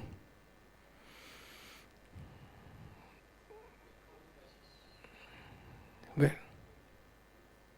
see, first thing, world got access to a huge market like India. 1991 it happened. 2008 global financial crisis. Lehman Brothers collapsed. So, एक जगह break लगा, एक जगह से impetus बढ़ना शुरू किया. That is why it is said that 1990 to 2008 is the global golden era for economic reforms, for globalization. But post 2008 they have used the term slowblization. Okay, एक नया term coin किया गया था, slowblization. Slowblization. क्यों? Because successive quarters of negative growth in US and in Western European countries. Recession आ गया था वहाँ पर. Now today what we see, after almost a century of globalization, okay, almost a century of globalization, successive global shocks have happened. Economic landscapes keep on changing. Still it is changing. Again it will change. Now again the tide has been turned and now it is focusing on what is called deglobalization. What is deglobalization? Globalization calls for free entry and exit. No tariff. Non-tariff barriers are also not there. Mostly based on David Ricardo's comparative trade advantage on which the WTO is based. Okay. But deglobalization, what it says, rather, जैसे होता है ना कि offshoring. You know the word offshoring? All of you know what is offshoring? Now it says friend shoring or ally shoring. What is friend shoring and ally shoring? That countries will ship, yes, manufacturing bases to friendly. Now Donald Trump, the current president of US, talks about onshoring. That not even in friendly countries like Japan, South Korea or India, in USA, make in US. America first, he says. This is the deglobalization that we are witnessing. Countries are, Europe today has become more inward looking. Not exactly isolationism, indigenization. Isolation to autarky ho jayega. Okay, so what they are saying that we will focus on our, especially after Brexit. Britain walked away of EU. Brexit happened. Why? Because it said that the collective merits do not outweigh the collective demerits for me. Why should I be a part and why should I pay for pigs? Pigs, you know? Portugal, Italy, Greece and Spain, the failing economies of EU. Why should I bear the burden? Now, this has again set up a certain type of narrative that Europe is focusing on its own. Okay, it's focusing on itself. Inward looking ho chuka hai Europe. America is becoming more tentative here. Okay, this is IR discussion for PSIR. Please sit. So, it's becoming more tentative, more with Donald Trump in the White House. And it is focusing again on what America has refused to be a net security provider for Europe now. Donald Trump has repeatedly said this. So what we are witnessing here, return back home. Instead of globalization, deglobalization, emphasis on indigenous strength. And after COVID and Russia-Ukraine war, this process has intensified. what started with friend shoring and ally shoring is now turning towards on-shoring. मेरे शोर पे होगा, friendly countries में भी नहीं होगा. Okay, trade wars are coming, tariff wars, tariff and reciprocal tariffs. So this is where deglobalization comes from. Okay, this is where it comes from, and you can mention Joseph Stiglitz here, you can mention Amartya Sen here. I told you Stiglitz book, he's a Nobel laureate in economics, Globalization and its discontent. There he has punctured the claims of globalization. With empirical data he has shown that how globalization disempowers the poor countries. It benefits whom? Again, the core, not the periphery, which we talked about recently. Amartya Sen, John Dries, they are quite critical of this process. Heard of John Dries?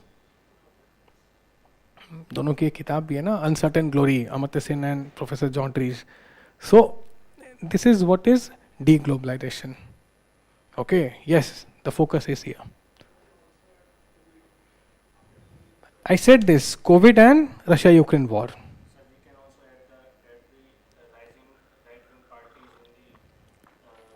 See, the rise of right wing is an outcome. It's not an impact. It's not a process. It's an outcome. Why rise of right is happening in Europe? Why we have likes of Giorgia Meloni winning successive elections? How in Brazil?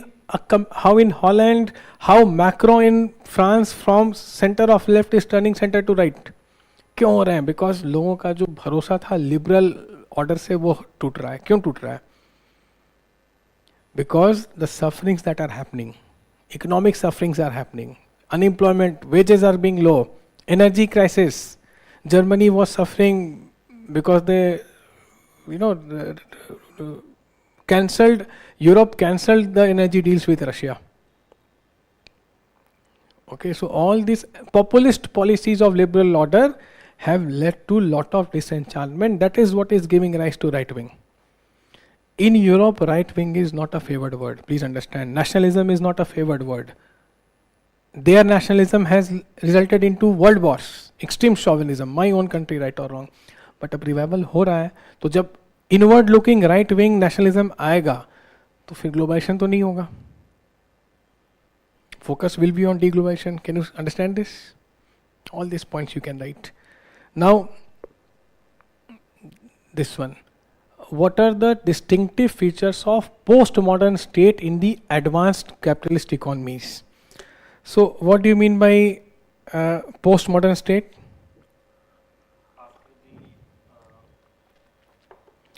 Postmodern क्या कहता है मालूम है ना? It rejects any grand narrative.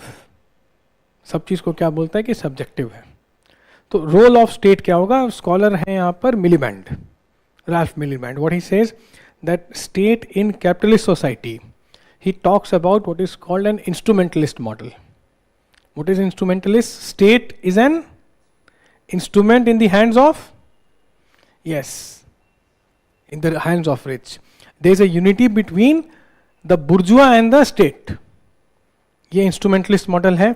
इसके अलावा एक model है जिसको कहते हैं structuralist model, which goes against the instrumentalist model of state. What it says, there is a distinction between the class and the state. Instrumentalist model says no, there is no distinction between class and the state, and relative harmony is there. This is what your structuralist would say, that there is a relative harmony between whom? State engages not only with classes but also with masses. You see Indian government taking so many steps for affirmative actions, positive discrimination, 106th Amendment. No need to write all these examples, just to emphasize how it works. तो state क्या कर रहा है? केवल classes से नहीं deal करता है. किससे कर रहा है? मासेस से. ओके. और पोस्ट मॉडर्न स्टेट क्या कहता है कि force will not be used. Force will not be used as a means for resolving disputes. Force should not be there. What should be there? Order will be maintained. Let there be contemplation, more of discussion. That is how we will come there. So, postmodern state would be a pluralistic multicultural state. Irrespective of your number, you will have a chance to speak. Okay, pluralistic है, centralized होगा या फिर decentralized होगा? Of course, it will be decentralized. The moment you say multicultural pluralism, it becomes decentralized. Autocratic hoga to centralized. Do you understand these points? And nationalism will be high or low? Low. Why? Because see, these are essentially Western constructs. Abhi I told you कि West is not fond of this word nationalism. Unlike Indian nationalism, which was a reaction to colonialism. उनका नहीं था. History अलग है, society अलग है. That's why the concepts are different. Okay?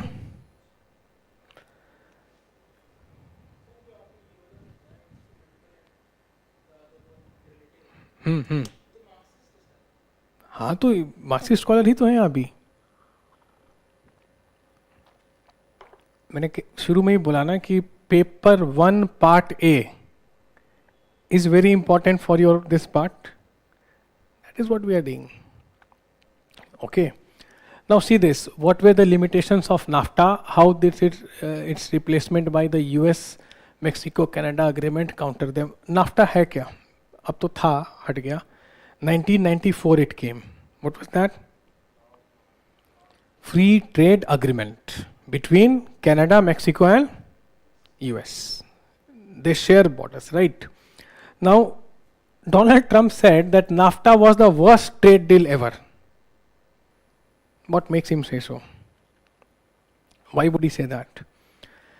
It says that it has provided a way for backdoor entry of Chinese goods in USA. Through Mexico, Canada was the one which was least complaining about NAFTA, but US had major complaint, Mexico had major complaints. So Trump would say that the Chinese goods are making their way to USA via NAFTA. Trade deficit is rising, factories are being closed, okay? And there are job losses happening for American citizens. Some research papers have said this, 26% jobs were lost, mostly in US manufacturing, which were not able to compete with the cheap labor coming from Mexico and Canada. Trump talked of building a wall, right? In his first Trump 1.0, yaad hai? I'll make a wall here. Of course, he could not. So, see what is happening here, that economic prospect of Mexican small farmers were also impacted. How? Because the big farmers, the merchandise, the retails went there. Now the small marginal farmers in Mexico were unable to compete against them. So it works both ways. Okay, it works both ways. Wages were decreased in US. Wages were decreased, and when wages are decreased, then many sectors, they say labor is cheap in Mexico. Compared to US, labor is cheap there. Now, when wages are decreased, who will find livelihood? The labor in Mexico or the labor in US? Of course, the one coming from Mexico will have his hands full. He is willing to work on a lower wage. The American worker might not be, so livelihoods will be impacted here.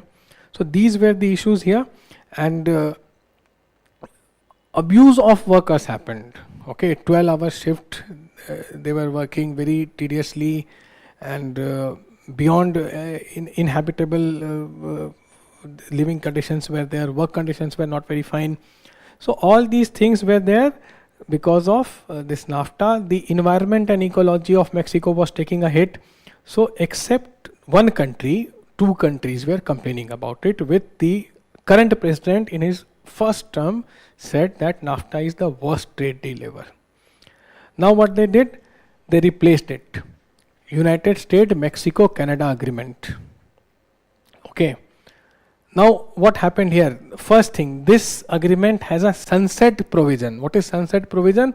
After 16 years, it will be removed. There was nothing like that with NAFTA. After 16, because see, trade, economics, commerce, everything changes with time. Priorities change, sectors maneuver. One sector which is dormant may become suddenly active. So 16 years before, India 16 years before, you will not see the same sectors as prominent. There was no digital transaction happening. There was no online method happening. But today you see, 16 साल में तो कितने 3 generation आ जाएंगे शायद, right? So there is one sunset clause here, which the 3 countries are okay with. Now, joint review will be done by the 3 countries after every 6 years. no such provision in NAFTA. Joint review will be done, and $600 million have been put by 3 countries for environmental degradation, to prevent environmental degradation. NAFTA had zero such amount, no amount was put by NAFTA here. Then earlier it said that any four-wheeler, cars, trucks, which has 62.5% manufacturing done in any of these 3 countries can be sold in other country. If it is US, it can be sold in Mexico and Canada and vice versa. Now, here it says 75%. From 62.5%, it has been increased to how much? 75%. Okay. So these are the issues which people are liking. At least it's in a very formative stage. It is hope that this will work. If not, they will do something else. But this was mostly in news. Now the next thing, role of political parties in sustaining and stabilizing democracies in developing societies. So Lasky said this, Harold J. Lasky. He was professor of Jawaharlal Nehru at Cambridge, champion socialist. He said that the only alternative to political party is dictatorship. Okay. Now what we see here, critically examine the role of political parties in sustaining and stabilizing democracies. How do they sustain, how do they provide strengthen democracy? First, representation. First thing you will add here is that you may define a political party. How will you define political party?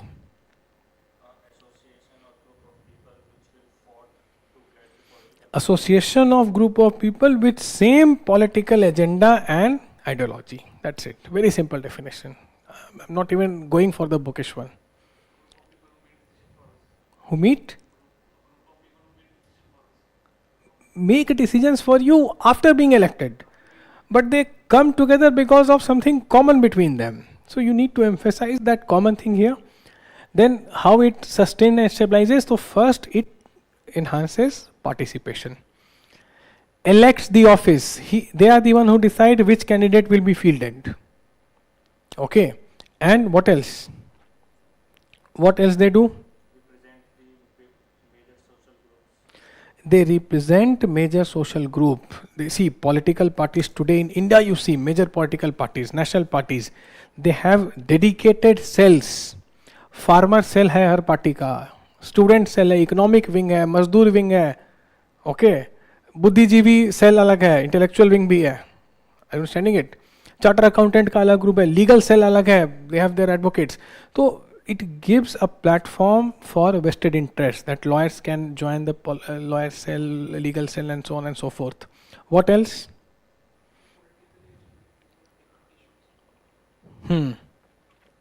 They can educate people, they can convey to the people, and again this would increase the perception. They will enhance the political participation of masses. Okay, they will coordinate the governance. They can coordinate in governance, providing organized teams. You see, अभी India का बता रहा हूँ, any government of India ministry you pick up, there are very well, research teams that they have. Many part is outsourced, especially the लिखा पढ़ी वाला part. Consultants are sitting there. Okay, big consultant firms are handling government projects with state and center both. Now here political parties come into picture. They are the one who lobby, they are the one who ensure the accountability that this firm has done well. Let us rope in for our government. Of course, due diligence has to be exercised here. Is it okay? Are we understanding this? We can also mention that they combine the political masses to maintain a political stability. Yes, you can write this point that they maintain political stability, but through participation only they do this. Right? We have already covered this point. You can add it again. Now you agree with the view that USA needs NATO as a traditional tool of strategy to perpetuate its hegemony in the world. Now do you agree? how to not write this answer, yes I agree, or don't, no I don't agree. This would be like judges delivering judgments. You need to derive your conclusion. तो yes या no जो भी बोल रहे हो वो last paragraph में होना चाहिए. Substantiate your point. How? First you will talk about NATO. What is NATO? Apart from full form? It is the alliance between the USA and European. इतना बच्चे कॉम्प्लिकेट क्यों करना है? NATO is a Cold War military bloc of USA which came in 1949. Simple. कब अब सब country का नाम थोड़ी लिखेंगे, 32 कंट्री है. Okay, Cold War, it came 1949, it was formed, military alliance, and what is the purpose? An act of war against one will be an act of war against all. Okay, now इसमें थोड़ी history हम लोग जान लेते हैं. Even in 50s, Nikita Khrushchev, heard of him? Who was he? Yes, he said that let USSR join NATO. Do you know this? Nikita Khrushchev proposed that let USSR join NATO. America said no. Just before 1991, Mikhail Gorbachev, he said, let us dissolve Warsaw Pact and NATO both. Warsaw Pact to gaya. All of us know what is Warsaw Pact. NATO remained. Fall of Berlin Wall. Fukuyama लिखेंगे, end of ideology. Fall of Berlin Wall, which year? 89? East Germany and West Germany were united. East Germany was under Soviet occupation, West Germany under American occupation. Soviet withdrew its troop. America said, I promise I will not move eastwards. Now today you see. The former members of USSR are members of NATO. Central Asian countries offered military bases. Central Asia was part of USSR. Military bases to USA during Indo-Pacific freedom. ये क्या है? 2001, America's war against terror in Afghanistan, against the Taliban and Al-Qaeda. Who provided the military bases? Pakistan did, 3 Central Asian countries did. Pakistan did, and 3 Central Asian countries provided military base to USA. This is your Operation Indo-Pacific Freedom, American fight against terror in Afghanistan. तो Russia क्या देख रहा है? और Russia को छोड़ो, isn't NATO moving eastwards? तो eastward expansion is happening. This you can write. Now, NATO has also planned. They have discussed this, that we will take out some of our nuclear silos, nuclear bombs, and they will place them on standby in European countries. Don't you think this will start an arms race? कहाँ put करोगे? जहाँ put करोगे उसके 4 country Russia China को बुलाएंगे, उसकी periphery के 4 country. You are disturbing the normative framework of these countries by placing nuclear. Remember Cuban Missile Crisis? When Soviet did, everyone freaked out. America is doing the same thing through NATO. Okay. Now, it often, America instills the fear of Russia and China in EU countries. कि Russia China तुम्हें खा जाएंगे. Tell me one place where China has sent troops. Again, disclaimer, I am not a big fan of China, but I appreciate their methods. Korean War is 53-55. अभी का बताओ. Syria में भेजा असद को बचाने? अयतुल्ला को बचाएंगे इजराइल से लड़ने के लिए? Will China send the troop? The answer is no. Bashar was very close to Russia and China. Libya भेजा, China troops नहीं भेजता ऐसे. But what NATO says, they accuse China of fueling the biggest armed conflict in Europe ever since Second World War. How? This is unfound. जिसको किया है उसको बोलो ना. Russia has done this. China does not need to challenge American hegemony in Europe. Russia is doing this for China very well. Okay, but what NATO is saying, it accuses China of fueling the biggest armed conflict in Europe. I don't know how. These are unfound allegations. Then US pulled Ukraine in the Western League. Jabardasti, 2008, this Ukraine will become part of NATO. Why it has not become part of NATO? Russia says, I want legal guarantee. They are saying, no, it's the choice of the country. See the Western word choice. Then Russia also has a choice. It will do what it has to protect its autonomy and security. It wants access to Black Sea and Bosphorus and Mediterranean Sea. Are you getting it? तो NATO तो है, ये question बिल्कुल है कि it helps in maintaining the American hegemony and it creates an imbalance. NATO is creating imbalance in Europe which is triggering wars. The most recent being Russia-Ukraine. And now they are talking about NATO plus, adding more members. Okay, they are talking about NATO plus. So US has used the war to prompt NATO members. Russia-Ukraine war is actually an opportunity for US. They are using it to generously ask their members to increase your defense budget. Take my weapons, take my entire weaponry.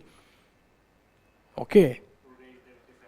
NATO has got a new purpose after Russia-Ukraine war. NATO was redundant. This war has breathed life in NATO. It has added 2 more members. More sense of unity and purpose NATO has today. More members are knocking that we will also join. So yes, it serves American hegemony, no doubt about this. Be on this side of the argument, okay?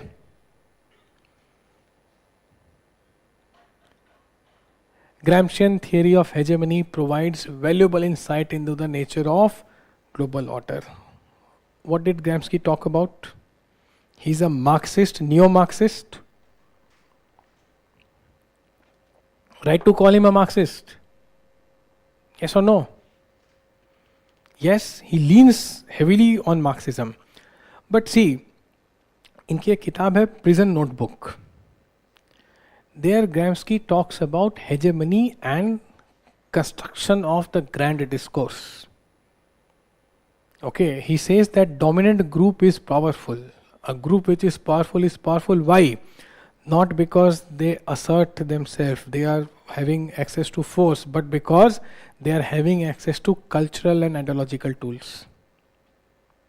Any example that you can say? It creates, Noam Chomsky की एक किताब है manufacturing consent. Chomsky का नाम सुना है? Who is he? Political scientist, linguist, many things. So manufacturing consent किताब का नाम है, मीडिया पर है ऑफ कोर्स वो. तो same thing, the cultural and ideological tools help shape the consent and narrative. Okay, as per Gramsci.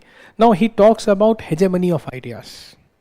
He talks about hegemony, that the dominant power will have an idea and want to mainstream that idea. जैसे globalization, liberalization, rule of law, democracy, human rights, essentially Western inclusivity, pluralism, ये क्या है? Essentially Western concepts हैं. तो Gramsci कहता है कि यही डिसाइड करता है discourse. Okay, this is what decides the discourse. Now, Marxist perspective जो है international relation का. Robert Cox is a scholar, a neo-Marxist. He said that consent helps in shaping the belief, and your belief decide your actions. So if you are able to shape the belief, if I am able to shape the belief of you people, I'll be able to predict your course of action. Okay, how? By instilling these ideas into your mind. How? Through discourse and narrative. That is what Gramsci talks about. So who will do this? How it will be done? By the dominant class. And what methods dominant class will employ here? It will provide a framework for society's ideas and values. एक term use होता है normative idioms. क्या term है? Normative idioms. West is a great normative power. It normalises things. Okay, it will say, and through normative idiom, just one thing, you can use all these things in your answers. Through normative idioms,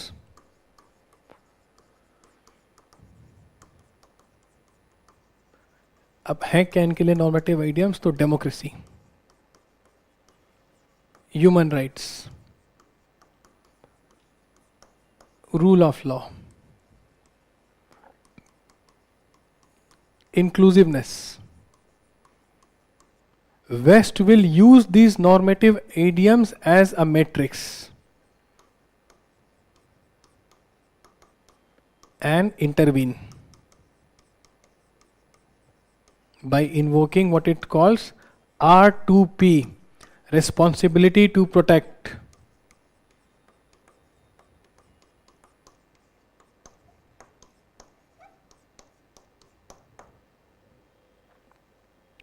Is it making some sense? Libya, Afghanistan, Syria, Iraq. Saddam Hussein is bad. Saddam Hussein does not do these things. So let us bomb Iraq. Saddam has weapons of mass destruction. Sutli bomb bhi nahi nikla wahan se. When America invaded Iraq in 2003. So let us bomb Iraq and then let us offer Iraq on a platter to Shia parties which are close to Iran and one half to the Islamic State. Gaddafi is bad. 35 years he ruled like a tyrant. So let Gaddafi go, Islamic State come. Assad is bad. Assad must go. Kisko laye ho? Al-Jolani. Who is Al-Jolani? Former ISIS member. He was deputed to Syria by no less than Abu Bakr al-Baghdadi, Islamic State founder. बसर बुरा था या अल-जुलानी बुरा है? सद्दाम बुरा था या ISIS बुरा है? Are you understanding? यही इन लोग इन्वोक करते हैं. This is the normative idiom that. क्यों? Because you are not falling on the line. World Bank will give you loan when you are fulfilling the criteria for good governance. No, what is good governance? Who decides? Why should good governance be same for US, Africa, Latin America and India? Why should inclusivity be same for US, India, Asia, Latin America, Africa? Understanding this, Eastern Europe concepts do differ, histories do differ, societies are not same as. You are painting everyone with the same brush. यही normative idioms को grand narrative कहा जाता है.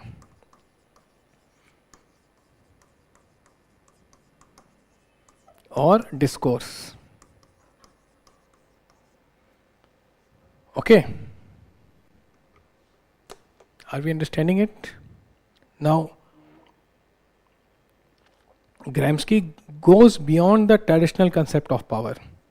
He highlights the role of civil society, the non-state actors in shaping the consent.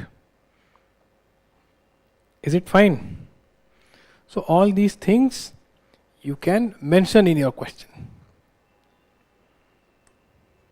यहाँ आप डाल सकते हैं सारा का सारा.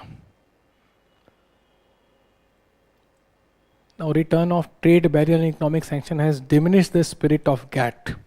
What was GATT? General Agreement on Tariff and Trade, the predecessor to WTO. 1994-95, GATT metamorphosed into WTO. Right? तो trade barrier, economic sanctions, इसको हटाने की कौन बात कर रहा था? GATT. Now, are they diminishing the spirit of GATT? GATT became WTO in 1995. And WTO itself is based on David Ricardo's theory of comparative trade advantage. What it says? That countries should produce only those things in which they excel. Otherwise, they will waste resource. So, no country can produce everything by itself, which means they will be dependent on import and export.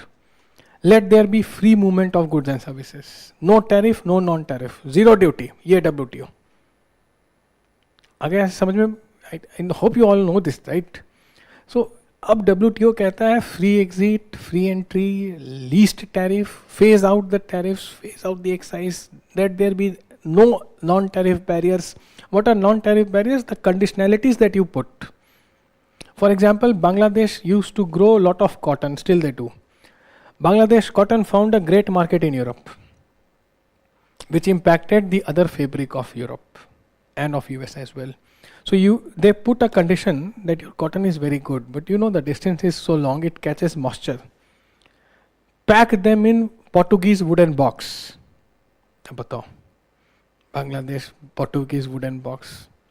It will be non-remunerative if Bangladesh starts doing this. Portuguese wood is one of the best. You cannot expect Bangladesh to put cotton in Portuguese wooden box, and this is non-tariff barrier.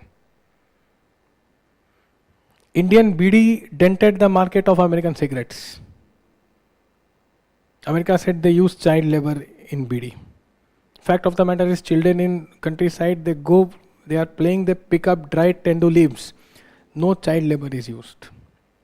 If you are so concerned about your child, why are you selling cigarettes to your kids? समझ में आ रहा है non tariff barrier कैसे काम करता है? तो WTO सबके अगेंस्ट में है. ओके, नाउ ट्रेड डिस्प्यूट क्या हो रहा है? फेयर कंपटीशन की बात करते हैं लोग, but trade barriers are happening, trade disputes are rising. Okay, WTO appellate body has become very ineffective because no new judges are recruited. US is not allowing appointment of new judges. So backlog of cases are huge in WTO, pending cases. Then economic protectionism. Trump is openly talking about economic protectionism along with his Vice President JD Vance. They are economic protectionists, something which America has not followed for long. Then what we are seeing, global economic landscape is changing, demand is being generated by India and China. Okay, so there is a decline in the influence of traditional players. Plus the geopolitical rivalries are happening. The geopolitical rivalries again are acting as an hindrance in WTO as well. So these are the points which you can mention. See the next one. EU has thus far proved to be the most successful. It is right. No one comes close. Which one? No one. कहते हैं ASEAN, but ASEAN भी नहीं आता. We'll see it. How? See, ECSC. This is how you came. Europe Coal and Steel Community. ECSC. Just after the Second World War. When they realized that we have fought for 100 years, let us put our acts together. Okay, let us put our act together. And of course, US supported the Marshall Plan and all. You must have studied about these things.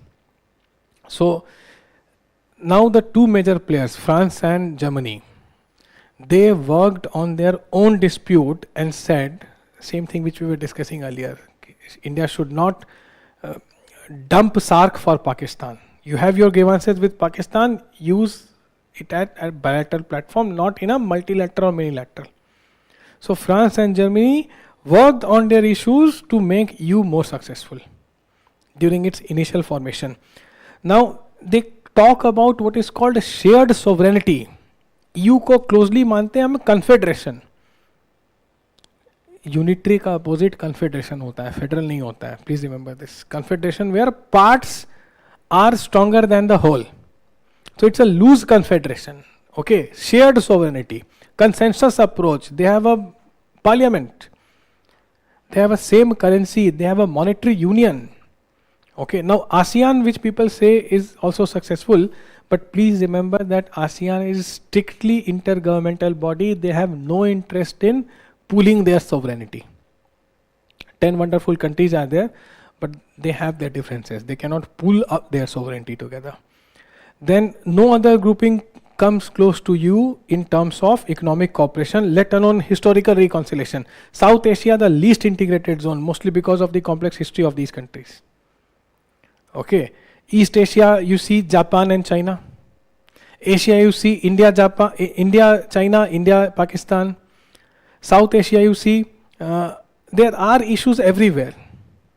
There are issues everywhere except for EU. Now challenges are there. EU has accounts for its success and also some of the recent. What is the challenge? Post Brexit, EU has turned more inwards. इसी line से शुरू करना. Post Brexit, EU has turned more inwards, and the share in the global GDP is declining. Okay, and there are certain fragile economies. You can write about Greece, Portugal and Spain. Italy तो अब ठीक हो गया है. After 8-10 years they are on the path of recovery. Then their labor force is aging. Then migration, illegal migration yes, liberal backslide is happening. Liberal order is facing a backslide there because of the issues which we talked about few moments before.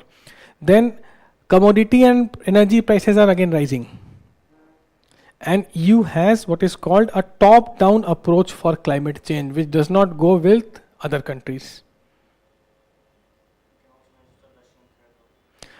Russian threat you can mention, but better than that you write this point. Russian threat के पहले से ये सब चल रहा है. और अभी हमने क्या बोला कि रशिया और चाइना के नाम से यूएस सबको डराता है. यू के जो इश्यूज है वो रशिया के कारण नहीं है. रशिया से तो इनको चीप एनर्जी मिल रही थी, बंद कर दिया खुद ही. Donald Trump said this when he was president for the last time. He was speaking that you need to end your dependence on Russia. Germany delegation was sitting there, they started laughing. What is he saying? See today who suffered. Okay. Now these parts we have covered earlier. These parts we have covered. Those who have missed it, you need to watch it online. Okay. We are coming to, and I will abstain from writing, otherwise 9-10 बज सकते हैं. So I want to finish it in less than 2 hours. 2 question papers are left, 24 and 23 and 22. Okay, I'll take the doubts, don't worry, I'll take the doubts. Let us start with this. The parts which you have missed, you can later on take it. Okay, see this question. Crucial functions of empirical political theory in comparative politics. Now what is this imperative political theory?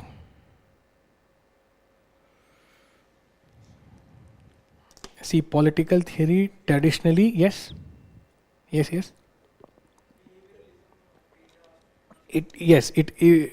traditionally discusses philosophical and legal studies.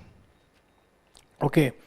Now empirical किसको बोलते हैं? Something which you perceive through your sense organs. Empiricism, इंद्रियानुभाव Hindi में बोलते हैं. So empirical political theory is comparative politics of non-developed countries, developing countries you can say. Okay.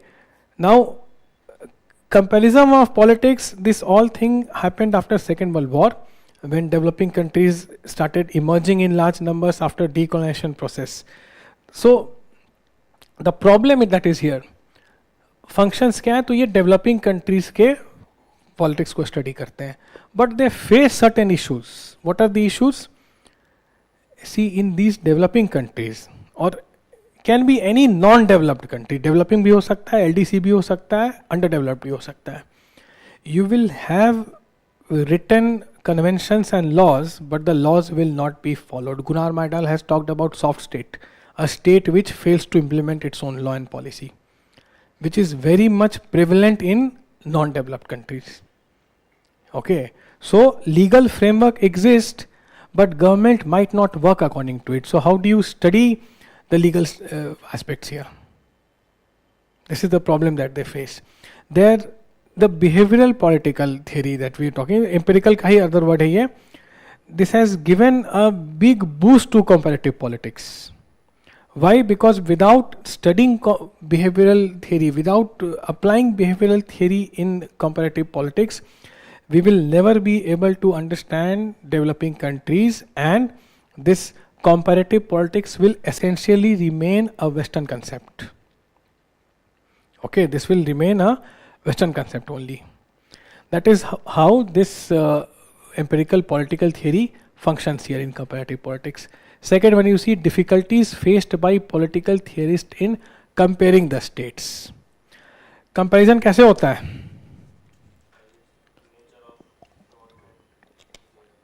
Again, you will require some kind of data. You will comparison के लिए you need something. Some reference has to be there for comparison. Now, again, question देखो क्या है? Difficulties faced by in comparing the state. It nowhere says which type of state. So state can be developed, state can be underdeveloped. Developed state में you will have specifics. You will have everything streamlined, not in underdeveloped countries. कहाँ से उनको study करोगे? बोलेंगे कि बताओ कितना enrolment हुआ है स्कूल में, स्कूल ही नहीं है. How many of you have bank accounts? Bank रहेगा तब तो account. Okay, what is your nutritional requirement? They don't know what they eat. They don't care to know about the nutritional stuff of the food that they have. Okay, so global south और जो underdeveloped countries हैं, they face bad law and order situation which is not feasible for doing such type of research. It's a very Herculean task here. Then mostly government is reluctant to share anything here. Why? Because government is apprehensive that I might be exposed. Data अगर चला गया world bank के पास तो पता नहीं कौन सी report तैयार कर देंगे, मेरे अगेंस्ट चला जाएगा, दुनिया में दिक्कत होगी. देन डेटा देते भी नहीं और डेटा अवेलेबल भी नहीं होता है. Okay, so these are the various issues that we face here. See the next thing, how does democratic politics construct citizenship? Yes, what is this? Citizenship क्या है? This is a relation between people and the government. Just solely and just sanguinis you must know. पता ही होगा ये क्या है.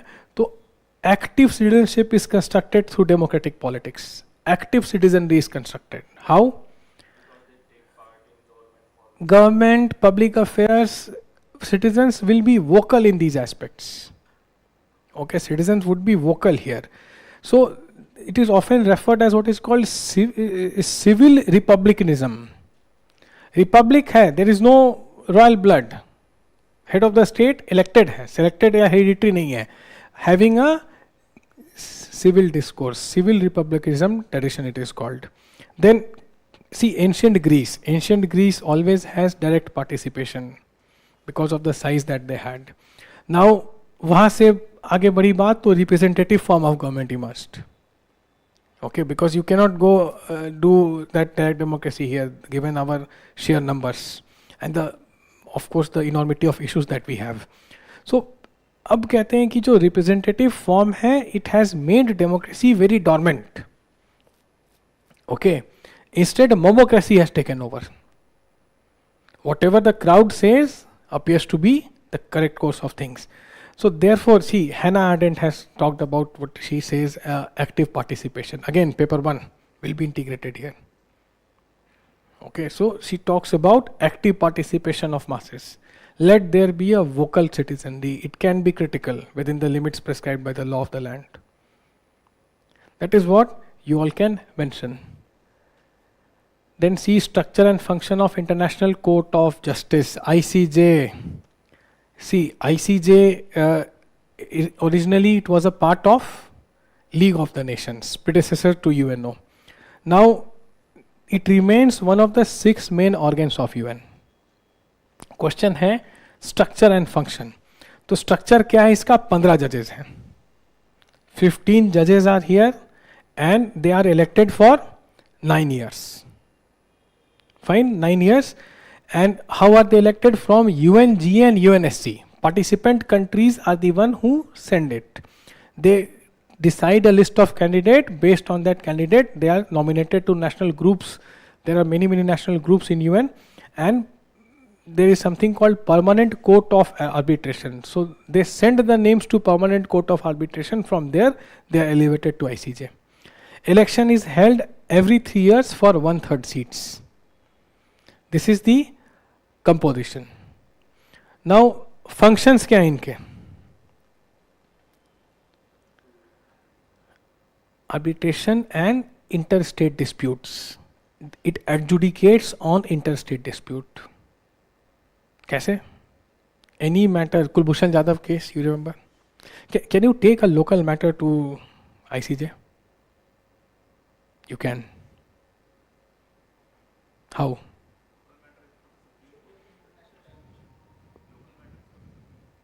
No. Yes. Yes, you can, but you have to prove that there has been a judicial deadlock in your country. मेरे यहाँ कुछ नहीं हुआ, मेरे कोर्ट्स ने नहीं किया, एक भी हियरिंग नहीं हुई, then you can approach ICJ. So someone, whenever anyone threatens that I am going to ICJ, immediately the first hearing will start. Now you cannot.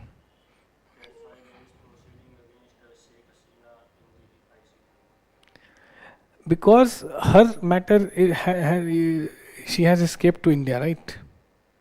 और उसको वहाँ की कंट्री ने फ्यूजिटिव डिक्लेयर कर दिया है.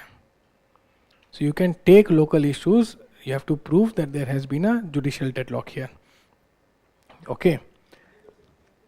ऐसे और कोई ग्राउंड नहीं है.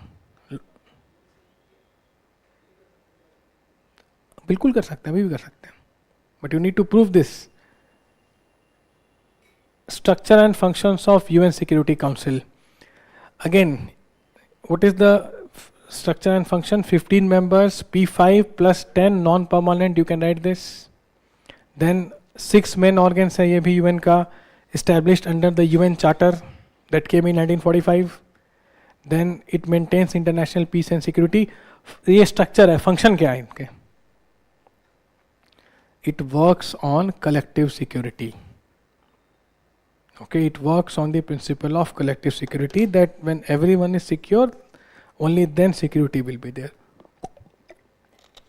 Then it has a huge UN peacekeeping forces. Voluntary contributions come from many countries. India is one of the largest contributor. Now they decide where it will be deployed, where UN PKF will be deployed. Then it participates in the election of important officials also. Then they recommend new members.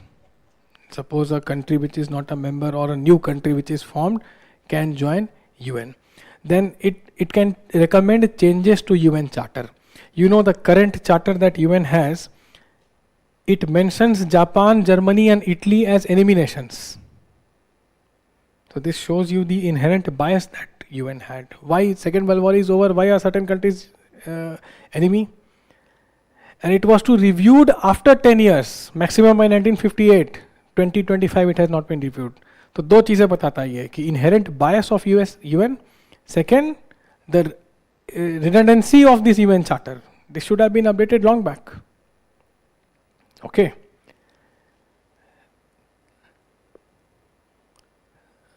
Next one. Relevance of normative ethos of non-aligned movement in magnifying India's soft power in pursuit of a national. Wonderful question this is. See, try to understand normative ethos. अभी मैंने बताया what is normative idioms. Normative idioms किसको बोलते हैं? Something which ये western है. India के normative idioms पे आते हैं.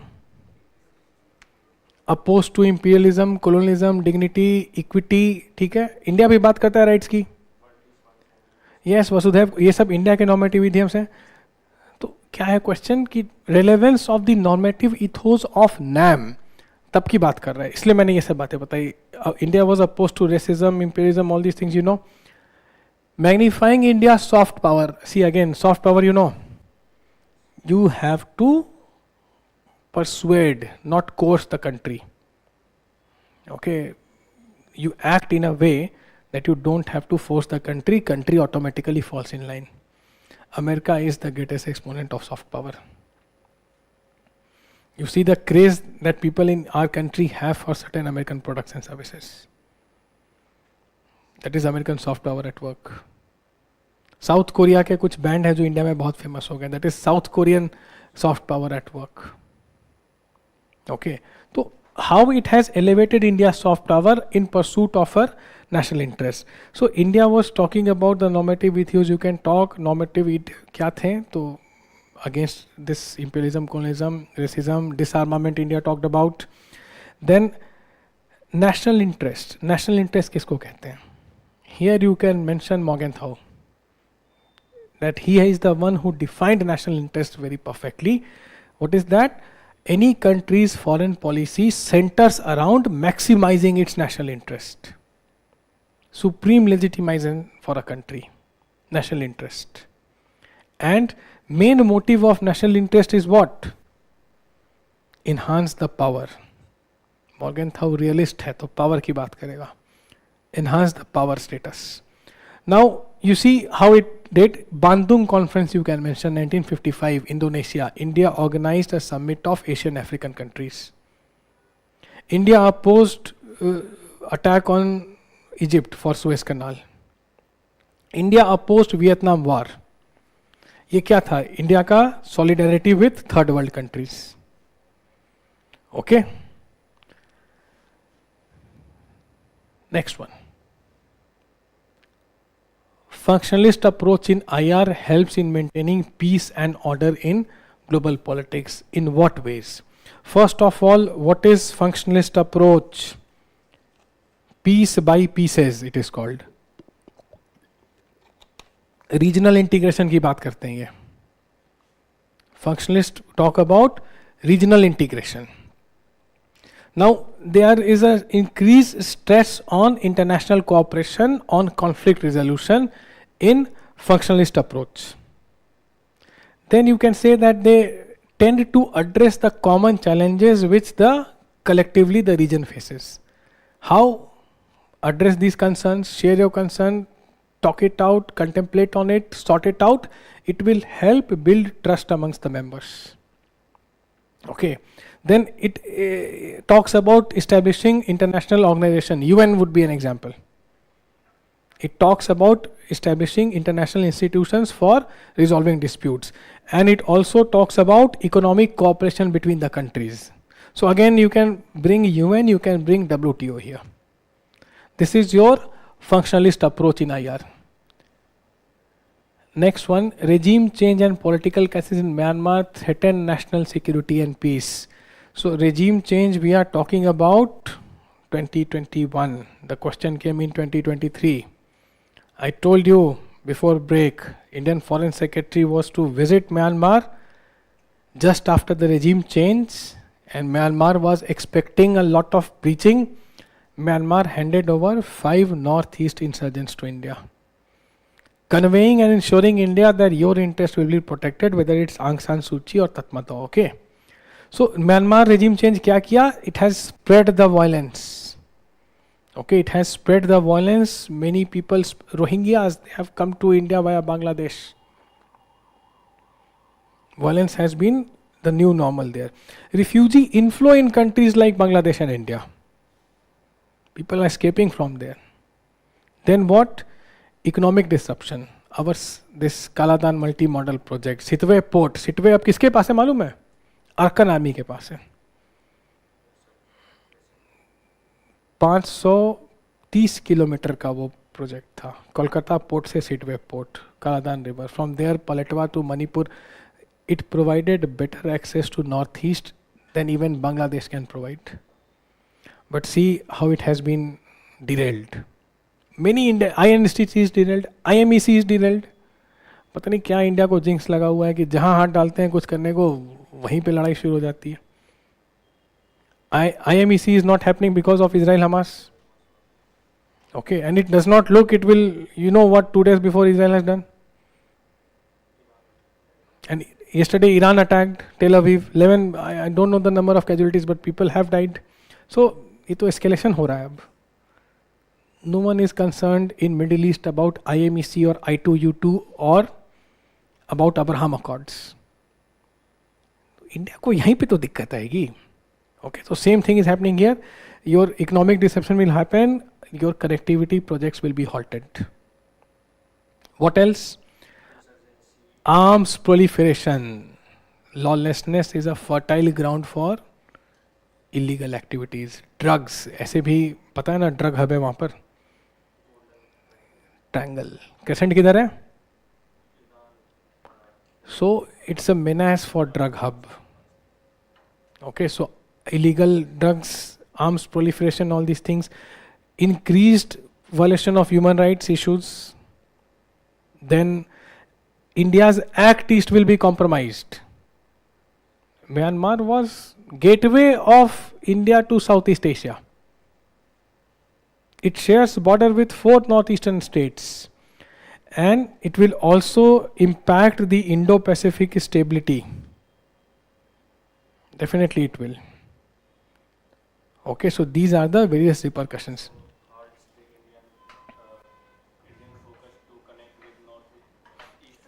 आ जाएगा वहीं पे north eastern countries. Yes, act east का ये है एक फोकस, लिंकिंग देम. क्या लगा था?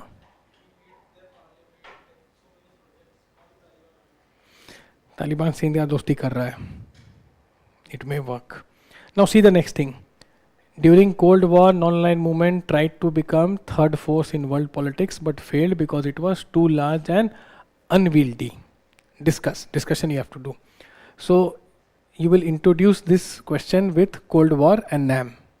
Cold War क्या था? तो one line you write the tense situation that prevailed between the two bloc leaders USA, USSR for different ideologies. NAM क्या था?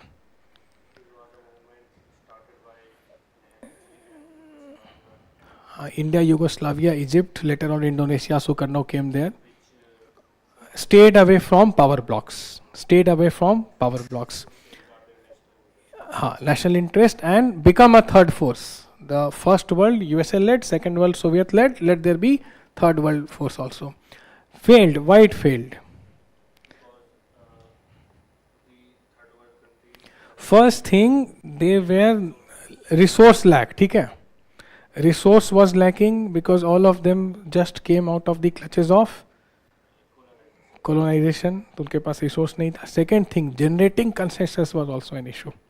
They agreed on broad themes, but they did not agree on many other themes. That was another issue. फिर there was no connectivity between these countries. Lack of connectivity, less people to people touch. So you feel for Egypt, but Egypt feels for India, but do Indians feel for Egyptians and vice versa? That's the question. So these were the issues, and yes, unwieldy, matlab it was not asserting itself because of lack of these points. It was not able to do this. But keyword is discuss. तो यहाँ पर कुछ दूसरी side की भी बात बताओगे. तो change the paragraph. We do this in mains often. We change the paragraph with the word however. तो लिखो however. NAM contributed to following. अब बताओ क्या? List some positive points here.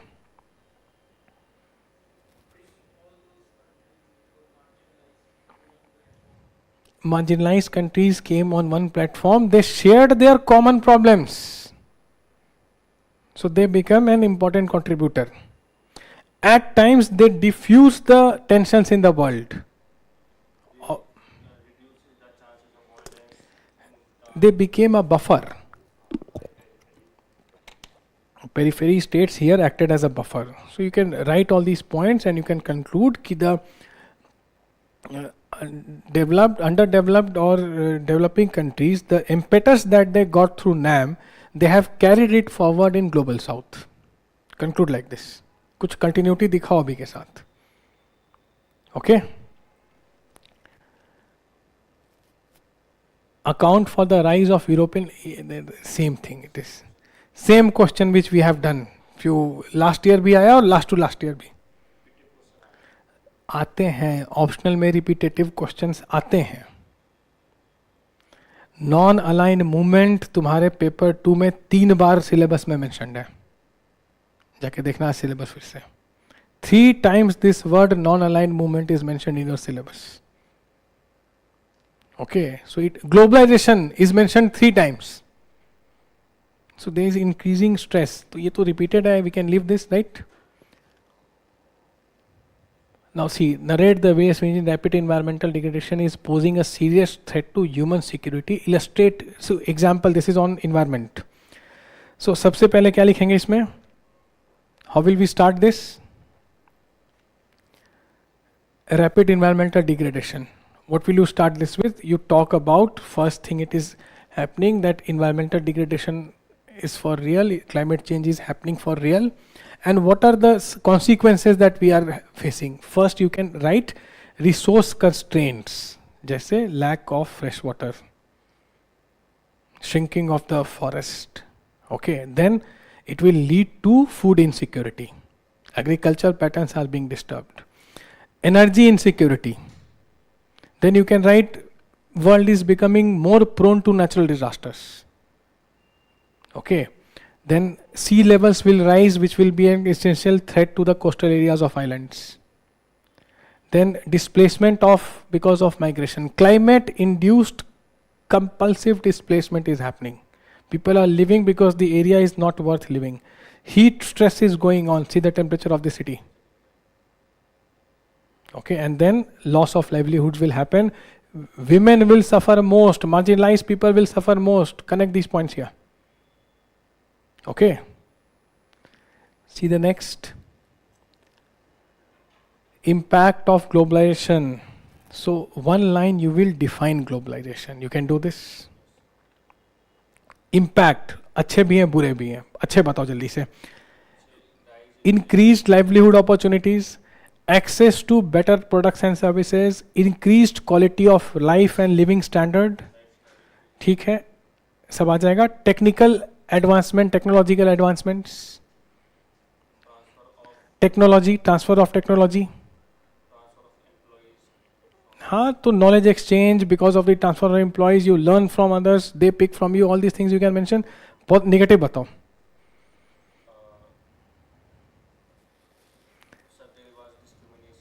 Increased equity. Inequality is rising. Second thing you can add here, cultural homogeneity. The developed countries are thirsting their culture. You talk about Andrew Haywood. He has given the concept of McDonaldization. Okay, the burger company is selling you the burger which you found to be very hygienic, and you are not eating samosa because it is unhygienic and burger is very healthy. That's not the case. Okay, then you can write about how some countries have become dependent on foreign markets. Environment is being impacted. Okay, and globalization, see, market goes for demand and supply, not need and supply. So those with needs who are unable to generate it into demand will suffer, the poor and the marginalized. Okay. See the next thing. Constraints on American hegemony. Constraint on American hegemony क्या है? See, दो तरह के पहले तो कि what is American hegemony, one line you can write. You can start like this. There are other approaches also. You can start like this. The emergence of Anglo-Saxon order under USA after Second World War and the multilaterals have contributed to American hegemony. तुम्हारी NCERT class 12 में एक chapter है contemporary world politics में American hegemony पे, और government कहती है strategic partners हैं, सरकारी किताब कहता है American hegemony. So this you can start with, define it.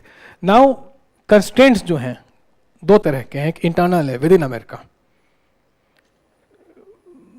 It's a functioning democracy, vibrant democracy. People will oppose the government. People opposed Vietnam War.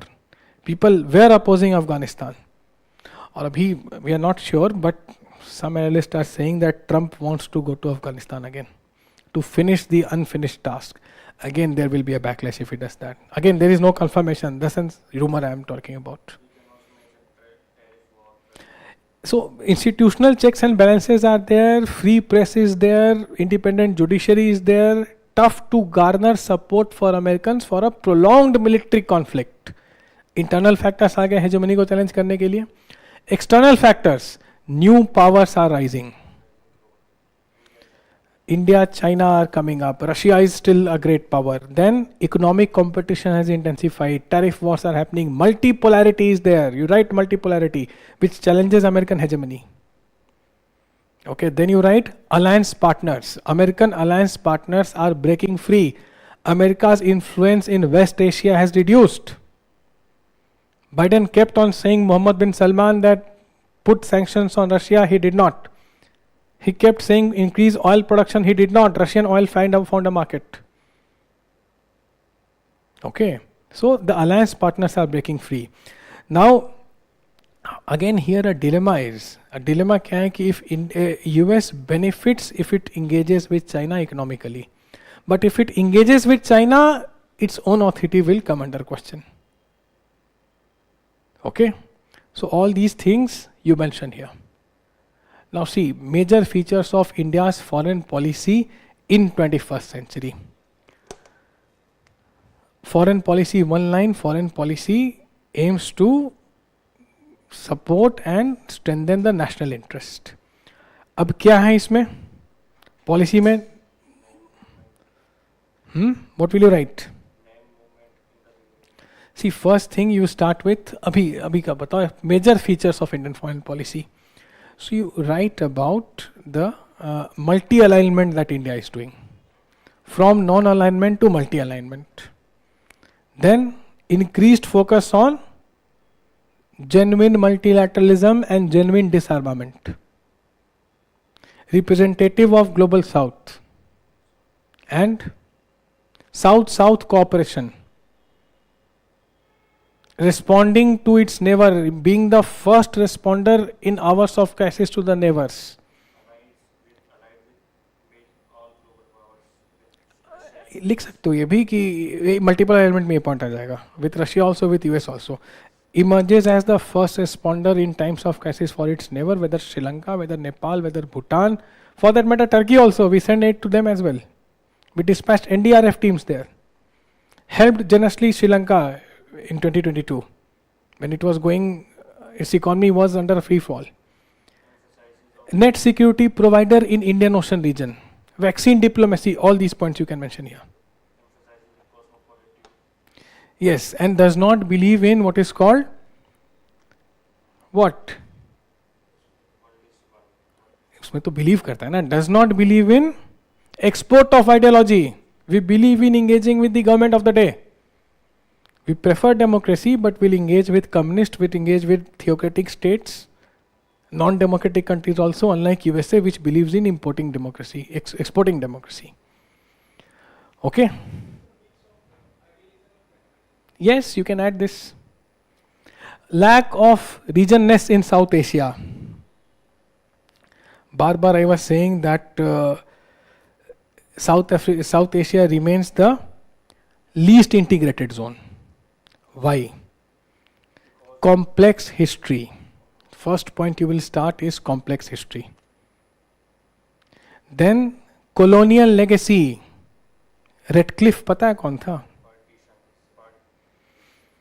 Mountbatten asked him, you must have been here earlier, you were deciding the line. He said, this is my first tour to India. Mountbatten said, wonderful, now draw the line between India and Pakistan.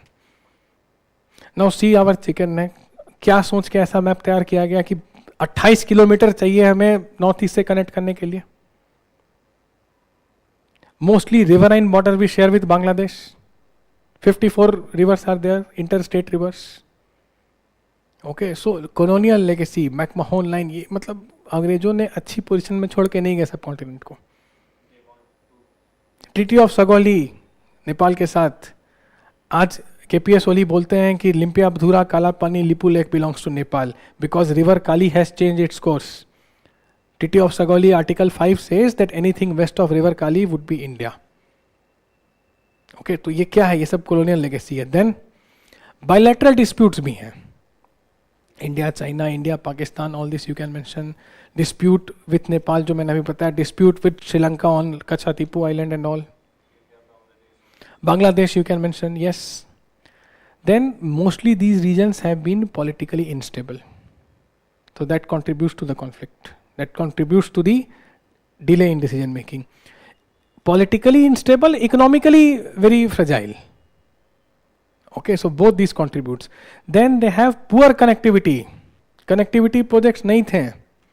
So these are the regions which lacks regionness in South Asia. Compromise reached at WTO regarding the COVID-19 vaccine manufacturing, not a trade-related intellectual property right. See, let me explain this case, what happened. India and South Africa were very vocal about this, that let there be this TRIPS waiver. Okay, let there be a TRIPS waiver. But TRIPS kya hai? TRIPS is for IPR. Now, ye IPR ki cheez hi nahi hai, please understand. Because when IPR regime was written, no one thought about a COVID-like pandemic. So IPR regime will work under normal circumstances. COVID was an extraordinary and abnormal circumstances. So that's where this question comes from. You can write all these points. Why do ethnic conflicts and insurgencies continue to remain major? See again. You see a repetition here? But the answer will be framed differently. How? Ethnic conflicts.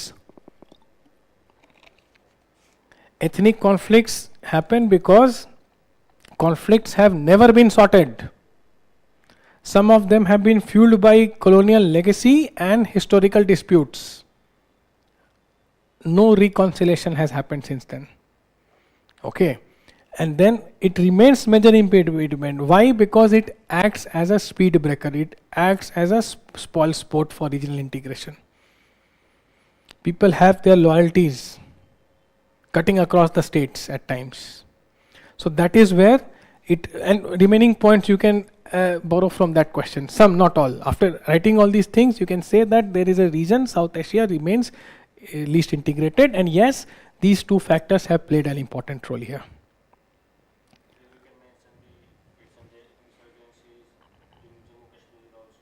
Yes, but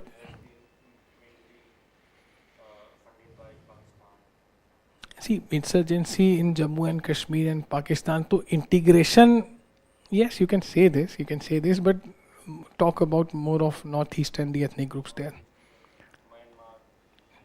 Yes. Now see this. Articulate the interest of global south. Again, is there a repetition? With PYQ, last year भी आया था ये. क्या लिखा था हमने कि India has a history of leadership eight global south. How, कैसे है? नैम के टाइम से, नैम के टाइम से हमारी हिस्ट्री रही है. और कैसे हम आर्टिकुलेट करते हैं? Because we talk about CBTR, we provide clean technology, green technology like ISA, International Solar Alliance, hydrogen-based fuel to global south. We talk about genuine multilateralism which finds favor with global south. We engage in vaccine diplomacy, giving vaccine to more than 100 countries, mostly from global south. We emerge as first responder in times of crisis to our neighbors. Most of Indian aid goes to 4 of its neighbors which are members of global south: Myanmar, Sri Lanka, Bhutan and Nepal. Okay, all these points you can write here. It's a 10 mark, no need to elaborate much. Now see, arms trade, economic ties and congruent geopolitical interest are no longer the 3 pillars of Russia relationship in India. What should we write here? So we have recently rises our alliance with trade with France and USA. तो कैसे है ये कि हाँ, it's no longer arms trade. We are purchasing, procuring arms from likes of US, Israel and France. More focus on West Asia, of late new focus on Latin America, Central Asia, not only with US, China, ये दोनों तो हैं top 1, 2, then Saudi Arabia and UAE, then we are looking towards Latin America, then we are looking towards Central Asia, so not only for Russia. Congruent geopolitical interest. India is active in Indo-Pacific, and I told you earlier that Russia is India's greatest challenge in Indo-Pacific. So at times, geopolitical interest of these two countries diverge. Okay, they do diverge. So we can also say that it has been more boosted by the Russia-Ukraine war. So India has exercised its strategic autonomy. Russia of late is showing some proximity to Pakistan. Plus Russia and China are very close. You can add this. You can add all these points. There are issues within Russia, between Russia and Japan also. And Japan is very close to India. So yes, there are issues. It's not like, but see, you can conclude this. Comment करना है तो इसमें paragraph change करके लिखेंगे कि Dr. S. Jaishankar का एक statement है. You can write this, that if there is one constant in world politics, it's India's Russia relation. So both countries are still very close, despite not being confined to these 3 issues. We are still exploring the options. Historical, Harsh V. Singla, former Foreign Secretary, what he said? Without Russia, our planes will not fly, our ships will not sail. Almost 60% of India's defense inventory still comes from Russia. वो तब जब हम इतना diversify कर चुके हैं. Next, importance of India's role in US peacekeeping operation as a ground for its claim to permanent seat in the UN. So India remains one of the largest contributor to the peacekeeping forces. How?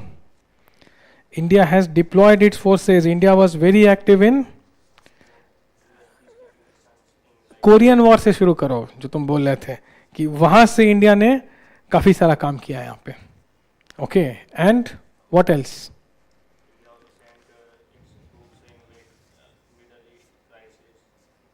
ठीक है.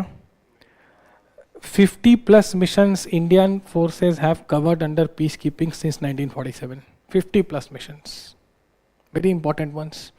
Then you can add that India has facilitated the POW, prisoner of war exchange during the Korean War, end of Korean War 1953.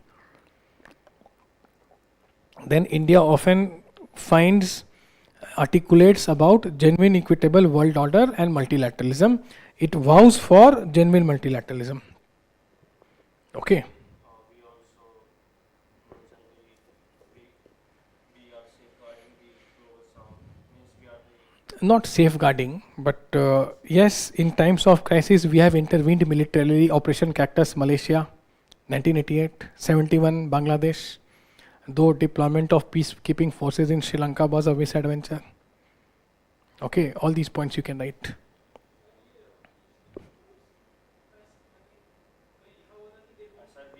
They were what?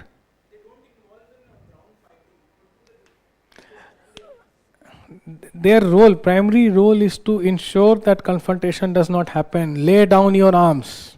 Blue helmets. Relief work.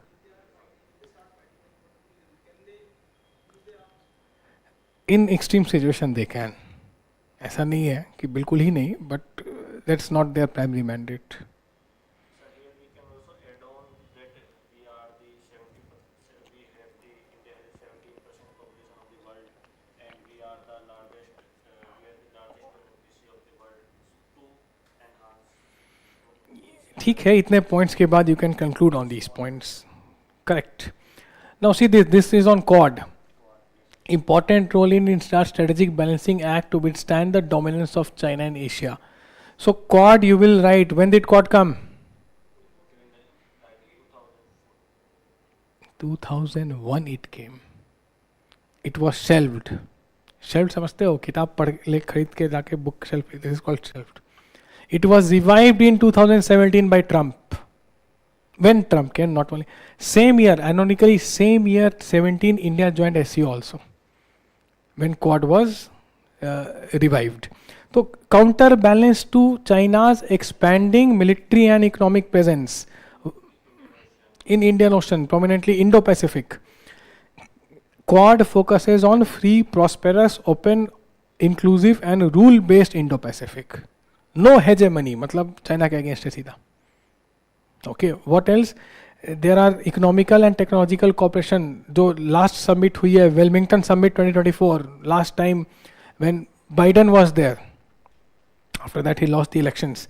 तो September के आसपास की बात है last year. तो India is working on cervical moonshot, cervical cancer, together with US, Quad countries.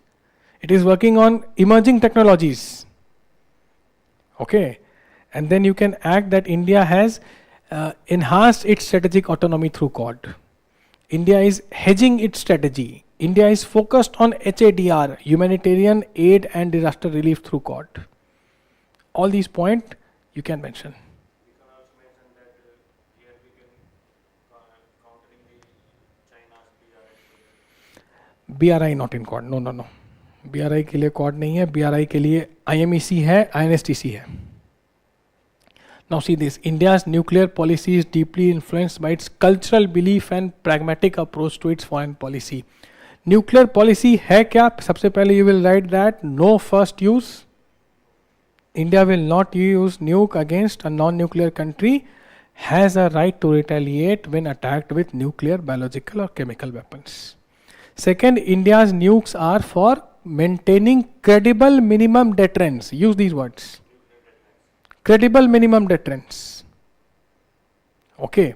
Now, how it aligns with cultural belief? तो cultural belief क्या है इंडिया का? Non-violence, अहिंसा. Okay.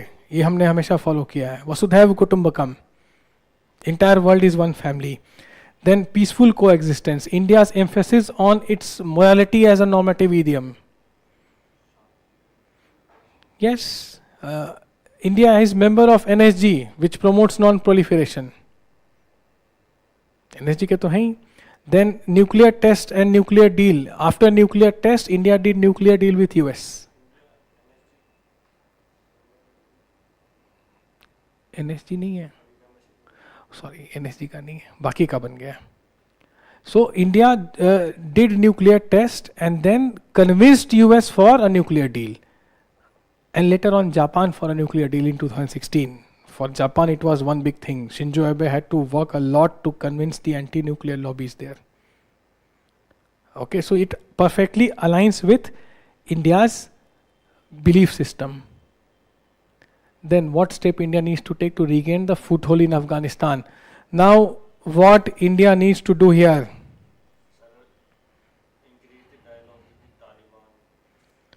See, increasing dialogue with Taliban is one thing, but should India be there? सबसे पहली बात, should India engage with Taliban? First thing, India taken to regain its foothold. तो सबसे पहले लिखोगे इसको ऐसे शुरू करोगे, अफगानिस्तान took over 2021, ठीक है, सितंबर तक आ गया. इंडिया ने एम्बेसी क्लोज की. अभी इस साल मिस्टर आमिर खान इंडिया आए थे. Amir Khan Muqtaki, the foreign minister of Afghanistan, came to India. He was received by our foreign secretary, Mr. Vikram Misri. During Operation Sindoor, Dr. Jaishankar had a word with Amir Khan. Foreign minister of India telling them. तो India के जो इतने सारे projects वहाँ पे चल रहे हैं, India is the fourth largest donor in Afghanistan. We cannot yield space. If we are not engaging with Taliban, we are yielding space to other players like Russia, China, USA, for that matter, even Pakistan.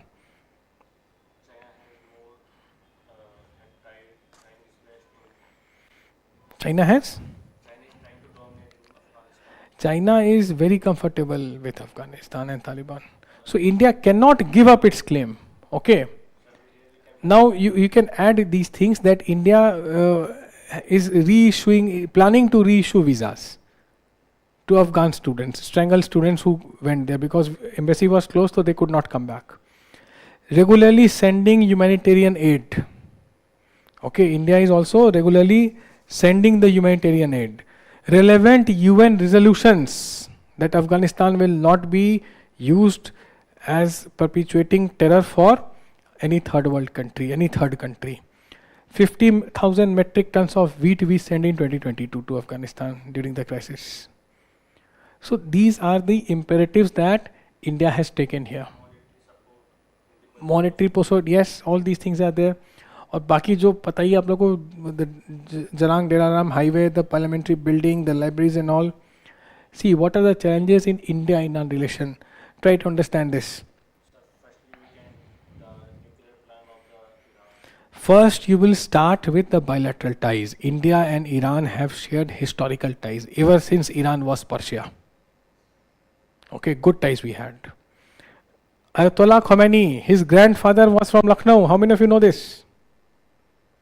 You heard it right. Barabanki. He escaped from Barabanki to Lucknow to Iran in 1830. Okay, so inevitable he used to sign in Hindi.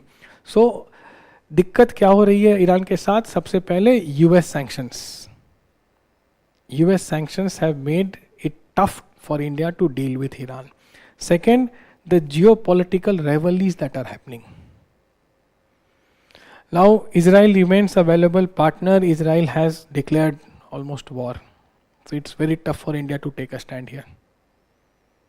Then closeness with China, proximity with China, and the rivalry between Saudi and Iran. The battle for dominance of the Islamic world between the Sunnis and the Shias. So there India finds quite tough to balance. Then divergent interest India and Iran has on issues of terrorism. Iran funds Hamas and Hezbollah. Iran funds Islamic Jihad and Ansar Allah. These are the axis of resistance of Iran. Islamic militias in West Asia, varying degree of extent in Iran funds them. Cryptocurrency से हमारे को पैसा दिया है. No, this cannot go well with India. And of course the Israel issue. Then challenges, limitations क्या हैं? Limitations ये हैं कि ईरान के पास resource अब ना के बराबर है. Limited finances thanks to the UN sanctions. Despite these sanctions, they have done relatively well. Plus the INSTC, it has become very complex. First it was Iran, now even Russia is under sanction. Chabahar port took a long time to become fully functional. Then balancing act with US, which India has to do, cannot openly come here. Iran has its embassy in Afghanistan, so India wants to use the good offices of Iran here. Then the Sunni Shia rivalry, India cannot solve this overnight. Okay, and very limited people to people contact India has with Iran, very limited. Okay. 79 के बाद कौन सा regime change हुआ है? अयतुल्ला supreme leader ही तो सब decide करते हैं. Now C next thing, external determinants of foreign policy of a state. External determinants की बात हो रही है. हम बात करेंगे इंटरनेशनल ऑर्डर की, prevailing international order, whether it is multilateral और bilateral, multipolar or bipolar, that decides the countries. Types of alliances that a country has, it also decides. Geographical factors decide foreign policy. Okay. Britain was a superpower because mostly of its perennial system of rivers and its access to English Channel. USA because of Atlantic. India is asserting in Indian Ocean. And what else? External determinants. तीन चीजें में. International organizations as in prevailing world order में आएगा ये. Okay, prevailing world order. Types of alliances that you pick. The kind of economic leverage that a country has with other countries. Okay, if you can donate, if you can provide them some aid, they will come under your clutches. So these things do decide the course of foreign policy for any country. Prevailing वही तो आ गया उसमें. Significance of West Asia Accord. This is I2U2. Ahmed Al-Bana, UAE ambassador to India, has called I2U2 as West Asian Accord. India, Israel, UAE and US. In the light of India's Look West policy. What is Look West? India's emphasis to increase its ties with Arab countries, Iran and Israel. Three powers are there. Sunni Arab monarchs, Shia theocratic Iran and Israel. India तीनों को reach out करता है Look West से. Now how this I2U2? See, significance क्या है इसका? India gets another platform to work with US other than Indo-Pacific. Okay. Another platform to work with Israel and UAE. Now food parks are being built here. India has provided the land. Israel and UAE have provided the money, capital, US has provided the money. They are working on closing on 6 themes here in I2U2. Post-Abraham Accord, it looks, and India has decent presence in Middle East, 12 countries are there. Important sea lines of communications are here. Vital choke points, Bab el-Mandeb, Strait of Hormuz. Most of India's energy exports come from Persian Gulf and Red Sea. So it makes sense to engage with this minilateral. Plus it's a minilateral. So minilateral का फायदा क्या है कि generating consensus is easy here. You have to convince just 3 countries, unlike 19 countries in G20. Okay, that's why minilaterals are the order of the day. So this is the significance, but इसमें issue भी आता है कि Israel may use this against Iran. That is not India's purpose in I2U2. USA may use this to decouple UAE and Israel from China. And I2U2 becoming stronger, Iran, Russia and China can form their own nexus, their own multilateral, which will not be very much beneficial for India. Okay. Major drivers of India's interest in Africa. Let us count them here. Africa resource rich country, but 33 LDCs are there. क्या है India का वहाँ पर interest? First point, access to resource, then access to the market, resource and market both. Then you will have diplomatic influence. You are already training civil servants from many African countries. Okay. To get support for the permanent membership in the UN. Yes, these countries will be on your side in UN. Plus, these countries will benefit because they will get an assured market in form of India for their own products. India will churn them out into final products, sell it to the rest of the world. दोनों के लिए win-win है अभी तो. Right? India can invest in their infrastructure. India can help them learn digital payments. जो भी अपने यहाँ किया, sustainable, high impact community development programs, housing for poor, building schools and maybe washrooms also, maybe hospitals, healthcare facility. All these things India can do. By inclusion of African Union in G20, India has shown that it stands for the global south. Genuine multilateralism, add all these points. Okay, and Africa is looking for a good alternative than China. China has violated African local laws and culture with impunity. We can also mention that to counter the China's debt trap policy in the Africa. That is not an immediate reason, but आ जाएगा इसमें. Major drivers of India's interest in Africa. So many we have seen.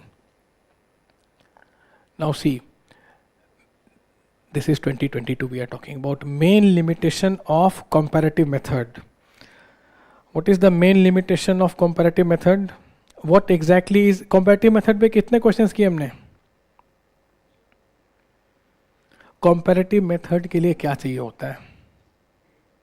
Data चाहिए होता है analysis करने के लिए, और वो हमने अभी देखा था कि नहीं मिलता है. कहाँ नहीं मिलता है? In developing countries, under developed countries. See every time comparative politics से एक क्वेश्चन आता ही रहता है. The themes are fixed. You can write this.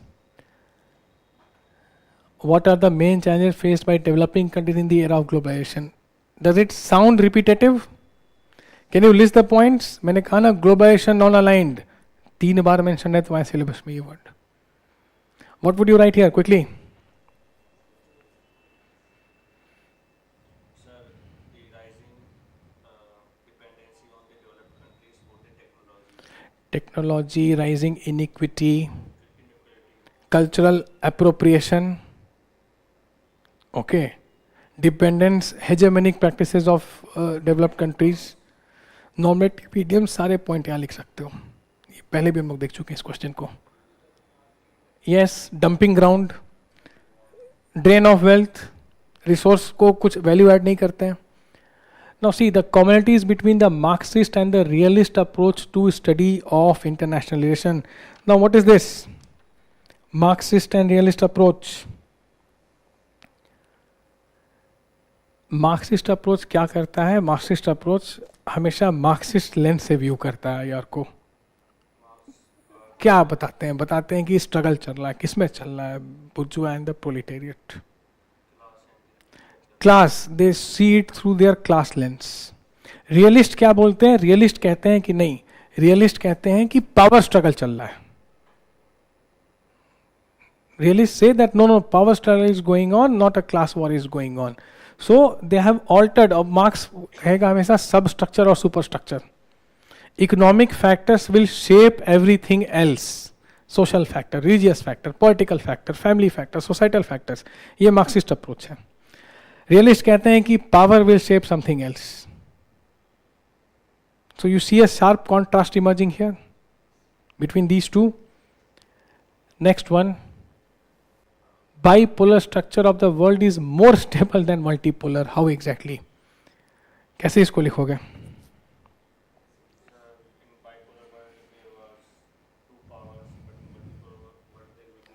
हम बात कर रहे हैं स्टेबिलिटी की. सी बाइपोलर वर्ल्ड में थोड़ी क्लैरिटी ज्यादा होती है, मल्टीपोलर वर्ल्ड में कंफ्यूजन ज्यादा है, कंपटीशन ज्यादा है इधर. Okay, we will finish it in, I am seeing some people turning restless here, 30-40 minutes. Okay, I know it has been a long ordeal, and no better than me would say this, but yes, please, let us do what we are here for. Learn this. तो bipolar world में क्या होता है कि power clarity ज़्यादा है, power dynamics थोड़े ज़्यादा स्पेसिफाइड है. ओके, डायरेक्ट कंपटीशन होता है सुपर पावर्स में in bipolar world. What else? Complexities कम हो जाती हैं, less complexity. Then you can say कि deterrence is there. Deterrence is there. And see, World War I and World War II, दोनों के पहले दुनिया क्या थी? बाइपोलर या multipolar? Europe was an armed gang. 6 major powers were there before First World War. Something similar happened before. So multipolarity resulted into 2 world wars. You can write this. Bipolarity ने कौन सा मेजर वॉर कराया बताओ? Proxy, great powers. Professor John Mearsheimer, remember this name. अभी एक question आएगा offensive and defensive realism का. Greatest proponent of IR in America. What a person he is. The predictions he made on Ukraine 7-8 years before is coming true now. So he says that great powers fight through their proxies. They do not fight directly. You see US and USSR fighting directly? No. You see US China और US Russia fighting directly? No. Proxies को लड़वा रहे हैं, Ukraine को पिटवा दिया. बताओ. Okay, yes yes yes. Professor Seema Sirohi की एक किताब है, friends with benefit. She says that about India US relation it is. कुछ और मत सोचो. क्या बोलती हैं वो कि US wants India with terms and conditions. It wants India in Indo Pacific, not in Afghanistan. US needs India to check China, but needs Pakistan to check India. They don't want another China on this planet. लिखवाए ना, Ashley Tellis ने क्या बोला है?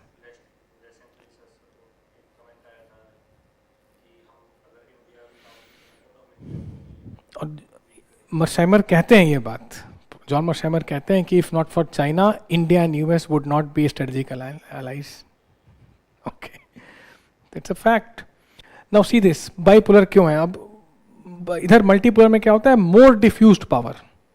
In multipolar world there is more diffused power, but that offers you more flexibility for diplomatic maneuvering.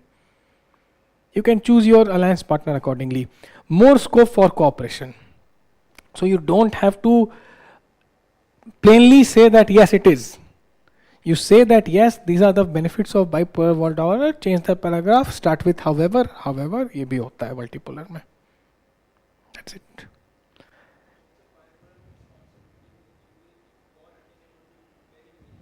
Very?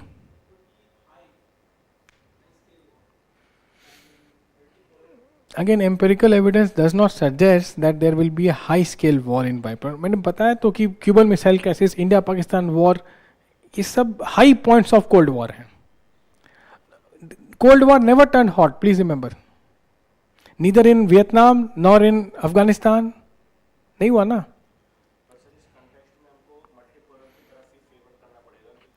Favour नहीं करना है आपको, दोनों साइड के आर्गुमेंट्स लिखने हैं बस. No need to take a stand. List it, that's it. Now see this. National interest is essentially contested concept. Why this? ऐसा क्या नेशनल इंटरेस्ट के साथ? Again, you quote Morgenthau here. The realists talk about national interest. Why it is contested? Because national interest of one countries may not align. It's a zero-sum game. One will benefit at the cost of other. Quote some thinkers, realist thinkers, define national interests, elaborate on this point. That's it.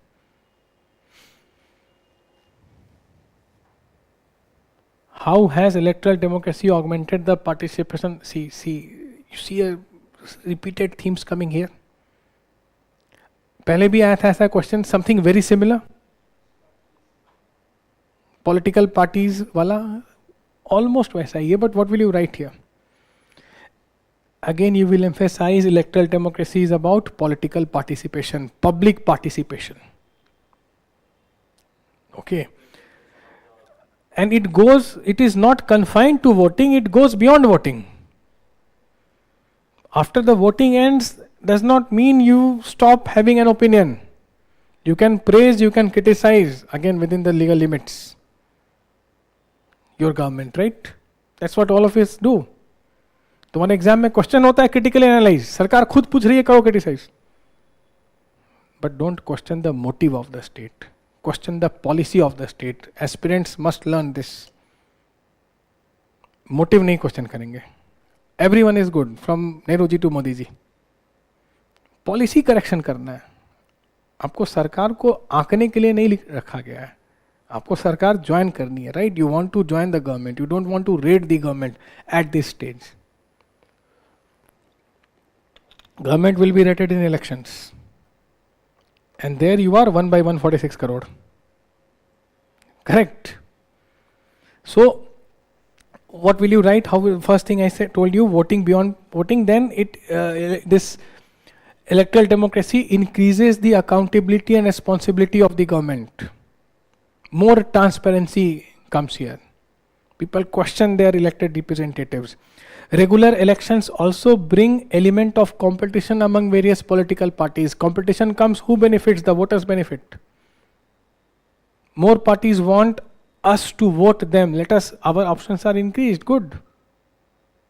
Okay. So, and electoral democracy is what ensures that marginalized people are elected and participate. Prime Minister of India, humble background से, you all know this. Gujarat के CM की बात नहीं कर रहा हूँ, ward नगर के मोदी की बात कर रहा हूँ. Ever he thought that he will become prime minister? Did Barack Obama ever think when he was a kid that he will become president of US? तो two people born with absolutely no privilege and no chance to lead their countries, let their countries met together to define a celebrated partnership. Democracy does wonder. Right कहाँ और possible था, कहाँ और Obama और मोदी आ पाते हैं top पे, if not for democracy? तो रिप्रेजेंटेशन मार्जिनलाइज्ड को कौन दे रहा है? डेमोक्रेसी दे रही है. Discuss the role of social movement in strengthening the democratic process in developing society. Theme is same, answer will be not same. What will you put here? So, Indian context, role of social movement strengthening in the developing societies, not India, और भी developing societies हैं. कैसे लिखोगे? पहले तो you will define what are social movements. One line simple definition you will write. Don't make it complex.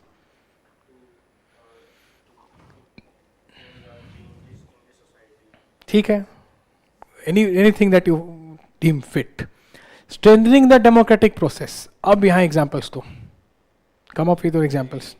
They amplify, they act as a force multiplier for the marginalized. Talk about the Dalit community in India. Talk about LGBTQIA. Section 377 of IPC will not apply to homosexuals. Yes, ये है. More participation it talks about, even of the marginalized. Okay. Environment you can talk about, Chipko movement. Use these examples here. Chipko movement you can talk about. Nirbhaya case you can talk about. JP will be more political. उसमें कोई marginalized section की बात नहीं हो रही है. Okay. That's why I said Dalit movement and OBC movement you talk about. वहाँ पर marginalized section आ जाएगा. The mandalization of Indian politics. Again, borrow from your IGP. Paper 1 के IGP से निकालो पॉइंट्स यहाँ के लिए. मैंने कहा ना इंटीग्रेट करके रखना पड़ता है. लोकल कर सकते हो, पोस्ट रिप्रेजेंटेटिव ये भी डाल सकते हो आप. ब्रिटो वेरा का जो है कि world is becoming post representative scholar has talked about these things, you can mention it. Black Lives Matters you can mention, yes, you can mention it. Then Arab Spring you can mention. Jasmine Revolution, Tunisia से शुरू हुआ, क्या क्या होने लग गया middle east में. Hosni Mubarak gone, Egypt. Tunisia government changed. Libya, Gaddafi lynched by his own people. Regime change हुए ना. Okay. Describe the composition of ICJ. Discuss, see composition we have already seen. Composition we have already seen. Repetition, mere repetition. Voluntary jurisdiction किसको बोलते हैं? सो voluntary जुडिक्शन का मतलब क्या होता है? Please listen carefully. States can voluntarily submit, okay, they can voluntarily submit dispute to ICJ, and there they need to include a clause that in a treaty or contract that dispute arising out of it will be referred to the ICJ. यही है voluntary jurisdiction of ICJ. And I have already told you that how countries can approach interstate disputes will go there, and local उसकी जरूरत नहीं है, but just know it that if there is a judicial deadlock in your own country, you can approach ICJ. Baki, the first part would remain the same. Critically examine the rise of People Republic of China as a great power and stability.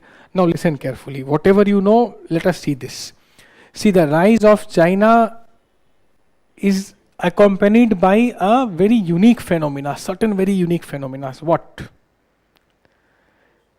China does not bow down to international pressure. It has rejected a UN tribunal ruling on South China Sea which went in favor of Philippines. Reject कर दिया. It transferred weapon-graded uranium to Pakistan just before signing NPT. Do you know this? Just before signing NPT, they transferred. अब पहले दिया ताकि बाद में कोई नहीं बोले. Its assertiveness on the LAC, the way it behaves with it is having disputes with 14 countries, territorial dispute. Okay, it behaves overbearingly in South China Sea. It has its own naval militia which threatens countries, Philippines, Vietnam in South China Sea. Even South Korea. India को नहीं कर पाता है because India की अच्छी खासी navy है. It names islands, coral reefs blatantly in South China Sea, which results into angry reactions from other claimant states. Plus, China operates under a very opaque system, communist autocratic form of government. Now, because of lack of transparency, the other countries are not very comfortable. You go to a global auction, Chinese state-owned enterprises, SOEs will be there, which are having backing of the Chinese government. Now private entities cannot compete against them. ध्रुव जयशंकर की एक किताब है विश्व शास्त्र. He has explained these points very well. Sir, here we can mention the question in two parts. Firstly, the implication of the Indian context or other context in the... No. Indian context नहीं पूछा गया है तो आपको अपने से नहीं डालना है. Please. Critically examine rise of people of China as a great implication on Asian political order. तो पहले तो आप एग्जामिन करो जो मैंने बताया. अब इसका रिपरकशन क्या होगा? रिपरकशन ये होगा on Asian political order that other powers of Asia will become apprehensive. They will look for coming together to check the dragon. अब लिखो यहाँ पे Indo-Pacific, अब लिखो यहाँ पे Quad, अब लिखो यहाँ पे AUKUS, अब लिखो इंडिया का neighbourhood first, emergence of India as a net security provider, HADR of India. Okay, India offering bailout packages to countries like Sri Lanka so that they don't fall under the clutches of China. Is it fine? You understood how to address this question? तो China का जो rise है, China's rise is quite unique. No other country has done these things. One more point you can add here that China selectively interprets past treaties. It has problem with McMahon line. Arunachal को पता है ना क्या बोलता है? South Tibet देश से बताओ. They say McMahon line is an imperial British line. I don't believe in it. McMahon drew just one line. The same line separates China with Myanmar. There you agree because it favors you. In Arunachal it does not favor you. There you call it, and you understand how selectively 9- line. They lost the case in UN tribunal on 9- line. एक पुराने किसी मछुआरे के note पर based है वो. बताओ 18th century का कोई फिशरमैन था, उसके किसी डायरी के नोट पे बेस्ड है. They call it, UN say this is not a proof, substantive proof, but they don't agree. They say 9- line belongs to us. इसके अंदर में जितने आइलैंड वाटर बॉडीज है मेरे. You understand this? Mention all these points. Conceptual dimension of collective security. Now what is collective security? Liberal institutionalism है ये. Collective security का concept ही liberal institutionalism और रियलिस्ट का है. ओके, तो इसमें आप कांत को कोट करो, Immanuel Kant. Okay, and federation, he talked about federation of world states. Why? It will check a hegemon. Other countries should come against the hegemon. Kant ने सबसे पहले ये बात बोली है. Establishment of world federation, world state coming into a federation. Now dimensions क्या है, conceptual dimension क्या है इसके? तो सबसे पहली चीज, it ensures universal participation of every member. Then collective response it gives, not individual, non-isolationist, collective response to the hegemon. Then you can add that it builds a rule-based system, rule-based order it builds, because hegemon की hegemony check होती है. Then you can add, एक assumption है इनका, collective security में जितने लोग हैं realist और liberal institutionalist, they say that state behavior requires a consensus on who exactly the aggressor is. तो जब इंडो पैसिफिक कंट्रीज को पता है कि चाइना अग्रेसर है, that is what brings them together. Mearsheimer क्या बोलते हैं कि if not for China, India US will not be allies, because they both know the dangers with the China processes. Okay, have you heard this Kindleberger trap? Kindleberger trap, listen carefully, just 1 minute it will take. We are on the verge of ending it, don't worry. Whenever rank 1 USA is being replaced by rank 2 China, the world falls into a Kindleberger trap. Charles Kindleberger, the architect of Marshall Plan, has talked about this. ठीक है, what he says, there are certain global goods and services which the superpower provides. See, governments within the country will provide you public goods. बताओ क्या public goods सरकार तुमको देती है? Law and order, security, health care, देती है सरकार. Global public goods और services super power provide करते हैं. For example, contribution to UN peacekeeping forces, fund required for transmission to clean energy. कौन दे रहा है? सबसे देना उनको चाहिए. Freedom of navigation in open waters. What extent EEZ of a country would be 200 not, कौन डिसाइड करता है सब कुछ? ये मोस्टली सुपर पावर के द्वारा कंट्रोल हो रहा है.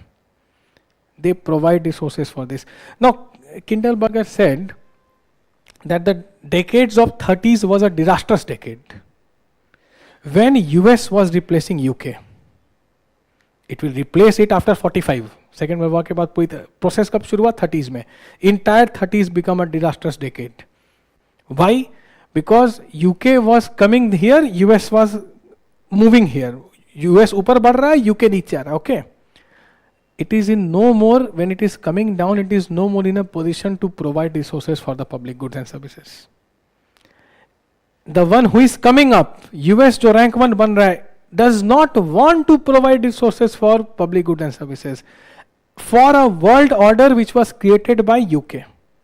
US will create its own world order. The Anglo Saxon system जो हम बात कर रहे हैं थ्रू मल्टीलैटरल्स, पता है ना? आर यू अंडरस्टैंडिंग दिस और not?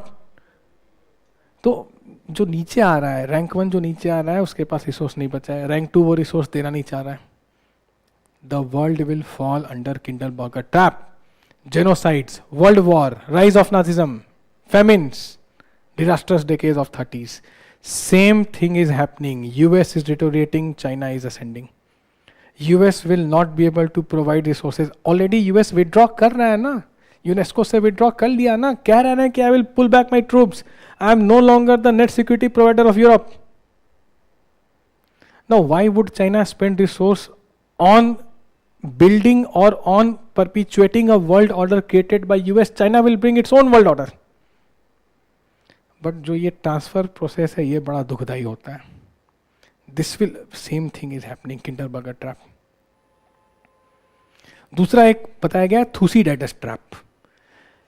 Whenever a rising power counters a declining power, Graham Allison political scientist ने कहा है कि 1500 CE, द ईयर 1500 से ऐसा अभी तक 16 बार हुआ है. 12 out of 16 times since 1500 CE, whenever a rising power has encountered a declining power, result has been a major war. So a major war between US and China looks inevitable as per Thucydides trap. Now what India needs to do to avoid these two traps? Build regional alliances, reach out to your neighbors, reach out to new countries like Japan and South Korea, expand your territorial constituencies of support, reach out to global south, to Latin America, bring minilaterals, more of minilaterals so that you can generate consensus there. Okay, remember these things. Now, collective security, we have done this. Discuss the efficacy of global cooperation to combat international terrorism. Now, why there has been an issue? Global terrorism को लेकर के क्या issues हैं?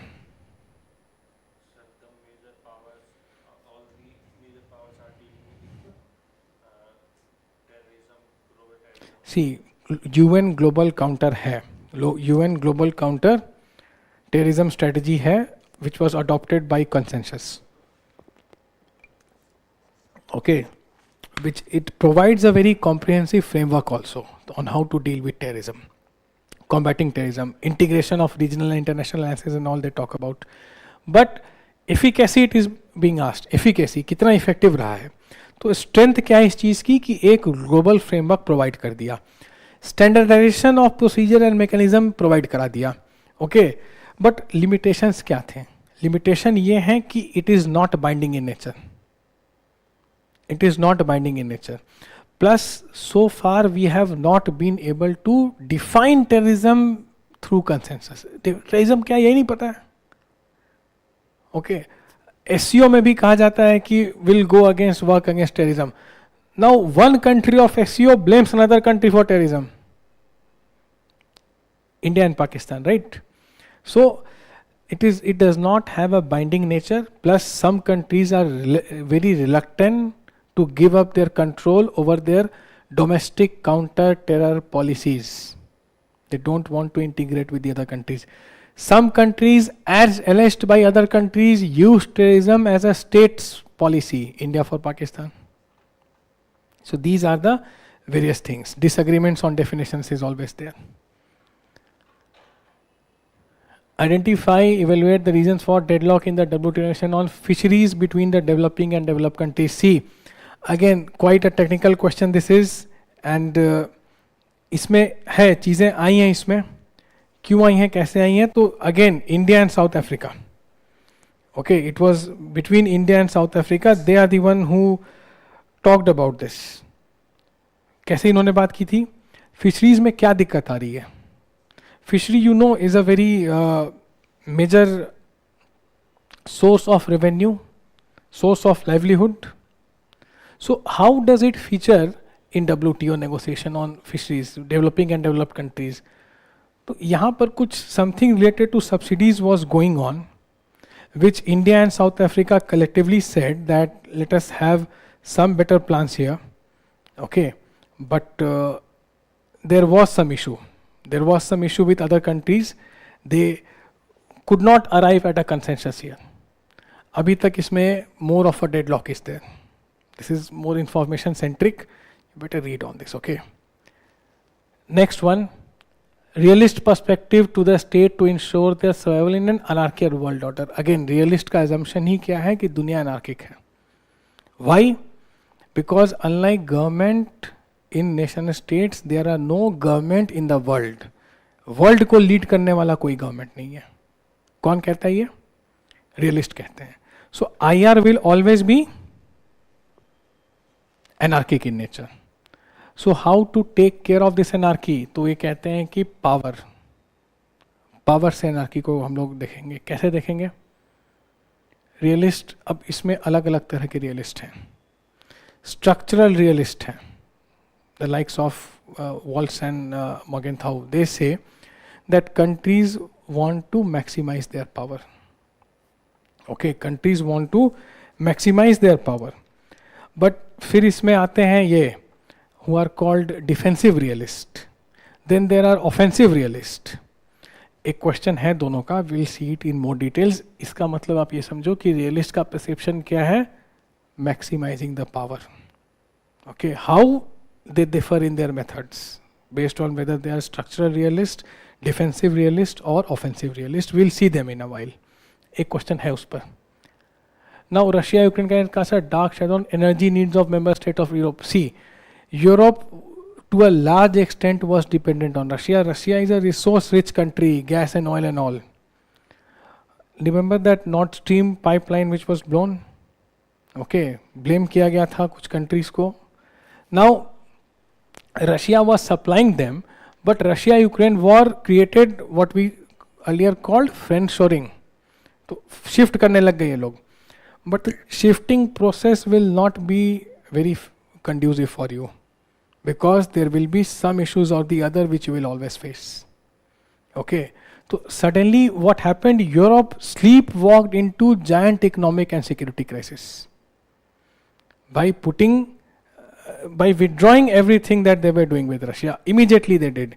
See, Europe has started to end its dependence on Russia, but the process is never going to be smooth for Europe. The winters are very harsh there. The energy is not coming, so they are struggling to keep their accommodations warm. Okay, so yes, this happened, but it sleepwalked into it. Now, this is where India fared well. India made reasonable calculations about Russia-Ukraine war. Unlike Europe, it did not sleepwalk into a giant economic and energy crisis, which Europe is facing. In long term, they may get rid of dependence on Russia, but the process will not be smooth here. Plus, other issues are going on in Europe.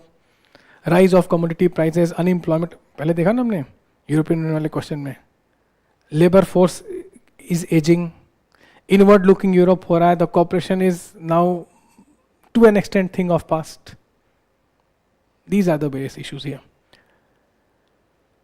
Peaceful coexistence remain the cornerstone of India's foreign policy. Again, India's foreign policy इसको ऐसे ही शुरू करेंगे कि it aligns with India's national interest, which itself talks about peaceful coexistence. Now, talk about all these peaceful coexistence. Panchsheel to Panchamrit. PM Nehru's Panchsheel, PM Modi's Panchamrit. सम्मान, संवाद, सभ्यता एवं संस्कृति, सुरक्षा, समृद्धि. ये क्या है? ये पंचामृत का पाठ है, 2015 में आया है. तो अगेन इम्फेसिस क्या है? नॉन इंटरफेरेंस, संवाद, ग्रेटर कम्युनिकेशन, सुरक्षा, कलेक्टिव सिक्योरिटी, सभ्यता, संस्कृति, cultural and civilizational ties, shared prosperity, समृद्धि. Okay, now what else? Peaceful coexistence के लिए इंडिया और क्या करता है? आर्टिकल 51 कोट कर दो from your bare act. What is Article 51?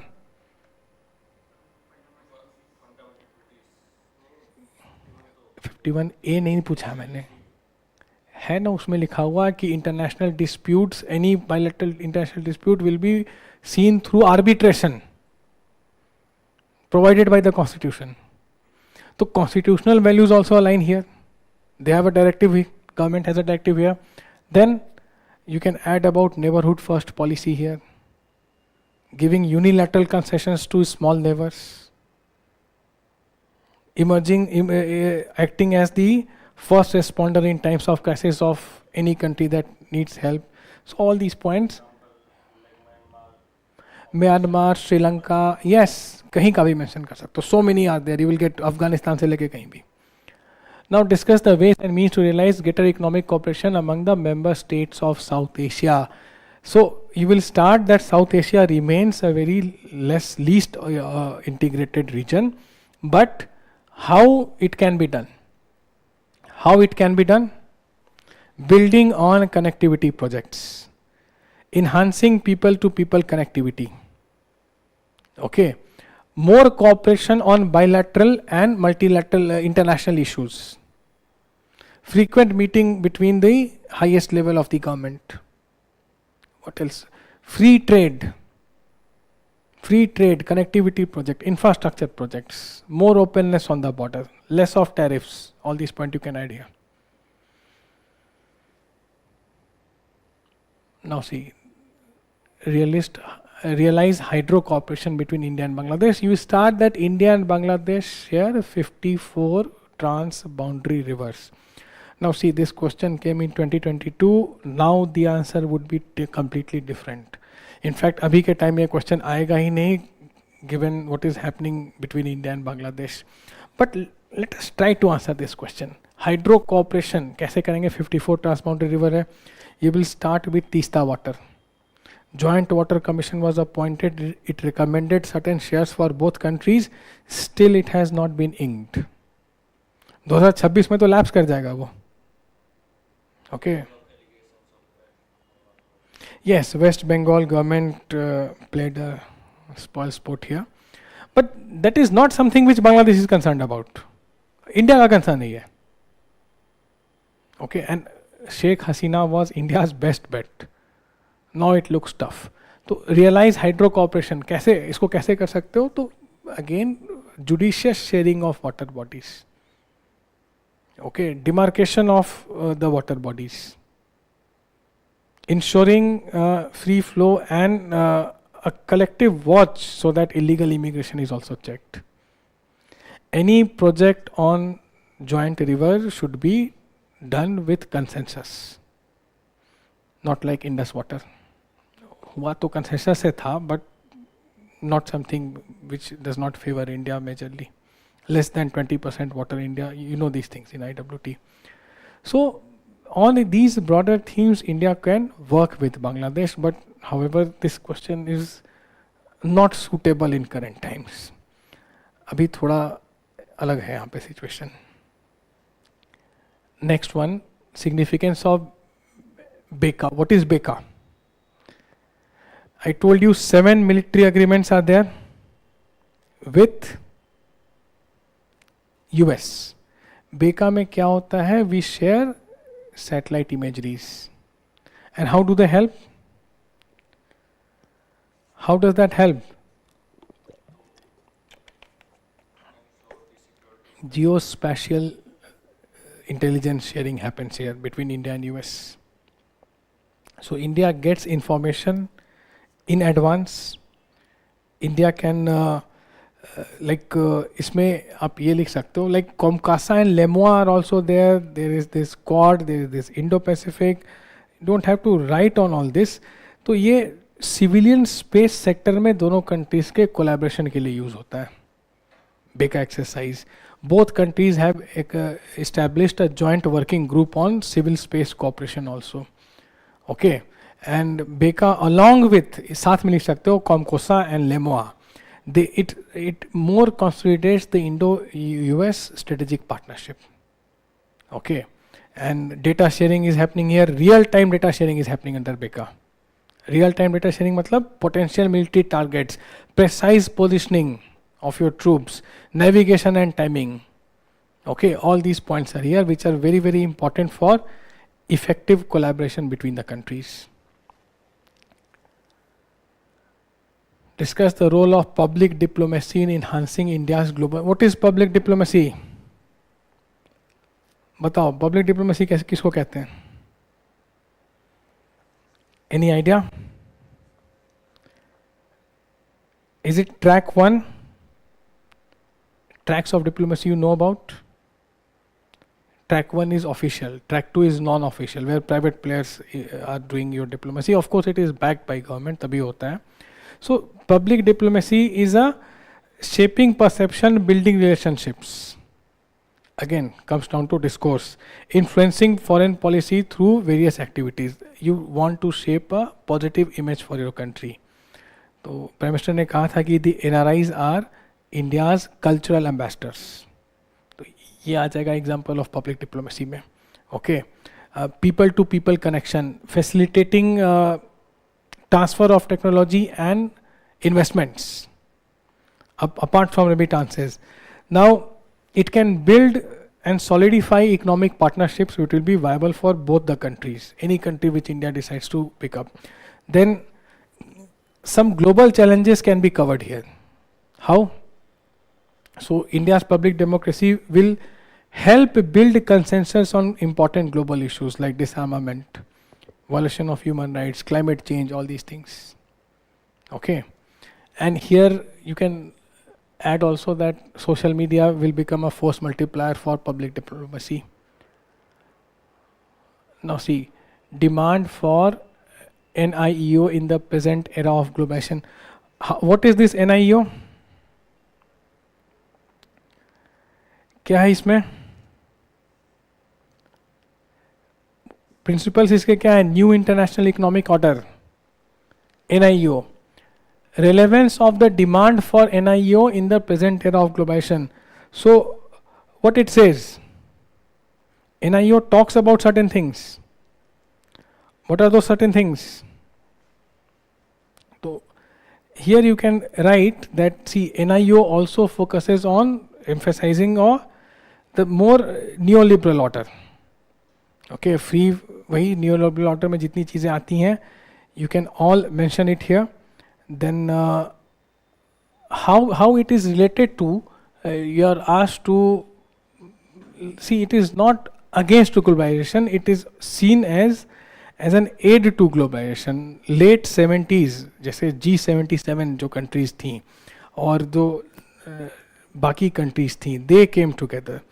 क्या था? Complete emancipation. ग्लोबल साउथ को हम लिबरेट करेंगे from the clutches of dominance by other countries. Okay, तो today the states of global south, the newly जो अभी ग्लोबल साउथ के state हैं, अंडर डेवलप्ड कंट्रीज हैं, डेवलपिंग कंट्रीज हैं, they want economic independence. Okay, they seek economic independence. They often say that our sovereignty is being compromised if we are not economically independent. So here NIO will aim to create a restructured and fair political and economic order for them. Okay, where they will have some substantial cooperation and bargaining chips will be provided to them. So it is not against, because globalization requires effective participation of member countries. Otherwise, globalization will be one-sided, and again, globalization and deglobalization will happen. So it's better if NIO comes here. Next thing you see, major factor responsible for turning trajectory of India's foreign post-Cold War. So post-Cold War, what happened? India lost its benefactor, USSR. You need new partners. India will readjust its position on Israel. India will reestablish, build ties with ASEAN. India will reach out more extensively to US. ये सब कब हुआ? Post cold war में हुआ. Plus dehyphenation of foreign policy started vis Israel and Palestine. तो major factors क्या थे? You lost your benefactor, you are facing an inevitable balance of payment crisis. 1991, you remember the year. Economic reason, political reason, geopolitical, that you need new friends. You need defense procurement. Russia will not be able to give you immediately in 1991. Russia is itself trying to collect. अपने आप को ही collect कर रहा है वो. So defense procurement, economic market you need. You have embraced new economic policies. You need raw material. You have become a lucrative market. You need a market for your goods. Strategic dimensions, okay, security point of view. World is changing, so why not? Unipolar world order has emerged after a bipolar world, so it makes sense to engage with the superpower. So these were the circumstances which made India switch. The radical rethinking was required, and India did this. Okay, without Dr. Jaishankar बार बार कहते हैं कि India has overcome the constraints of history with USA. He has used this term, constraints of history with USA. पहले नहीं थी दोस्ती, उतना engagement नहीं था, अब है. Next one, reasons behind India's able to sign the NPT. Again, repetition. We have seen this. ये देखा था ना? नहीं. This was in another PYQ 24 or 23. Collect, क्या बोलता है India? Genuine disarmament, not conditional disarmament. We do not prefer nuclear haves and have-nots. NPT only checks what horizontal proliferation, does not check vertical proliferation. That is why India does not sign it. Okay. तो ये question repeat हुआ है, पहले भी आया है. Next thing, main drivers of India-Japan strategy and global partnership. You can start this by writing that India and Japan have never been adversaries, ever in history. Never been adversaries. Okay. Currently what is happening, and in 1991 during balance of payment crisis, Japan helped India with funds. You can mention these 2 points to start with. Main drivers क्या हैं? Main drivers ये हैं, covering China पर आएंगे, but mostly that very good relationship both countries share. And under the leadership of former Prime Minister of Japan, Shinzo Abe, and Prime Minister Modi, it reached new levels. Shinzo Abe genuinely contributed for India-Japan relation, no doubt about that. He is the one, nuclear, I told you, 2016. So you can mention his name.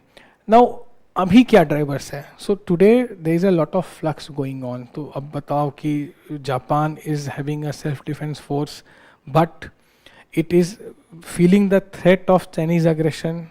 China is saying that unless we take over Taiwan, our century of humiliation is not going to end. Russia has already invaded Ukraine. Russia and Japan are having dispute over South Kuril Island.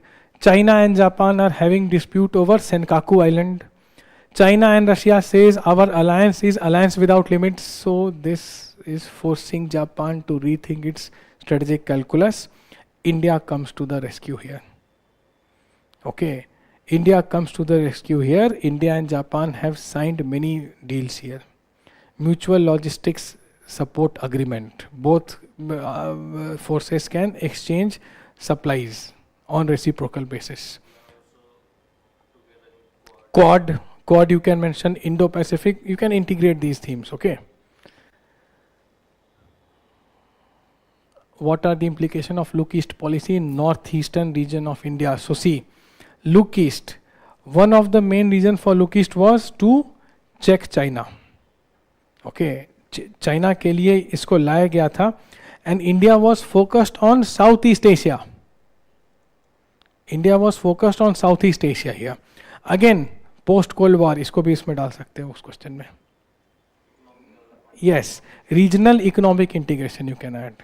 Look East focus at regional economic integration, reform and liberalization, and development of Northeast India to accelerate India's economic development. Okay, this was done to accelerate India's economic development by making Northeast an engine of growth for the economic development. So yes, Look East focused here. Next one, factors which justified India's claim for permanent seat. How will you write this?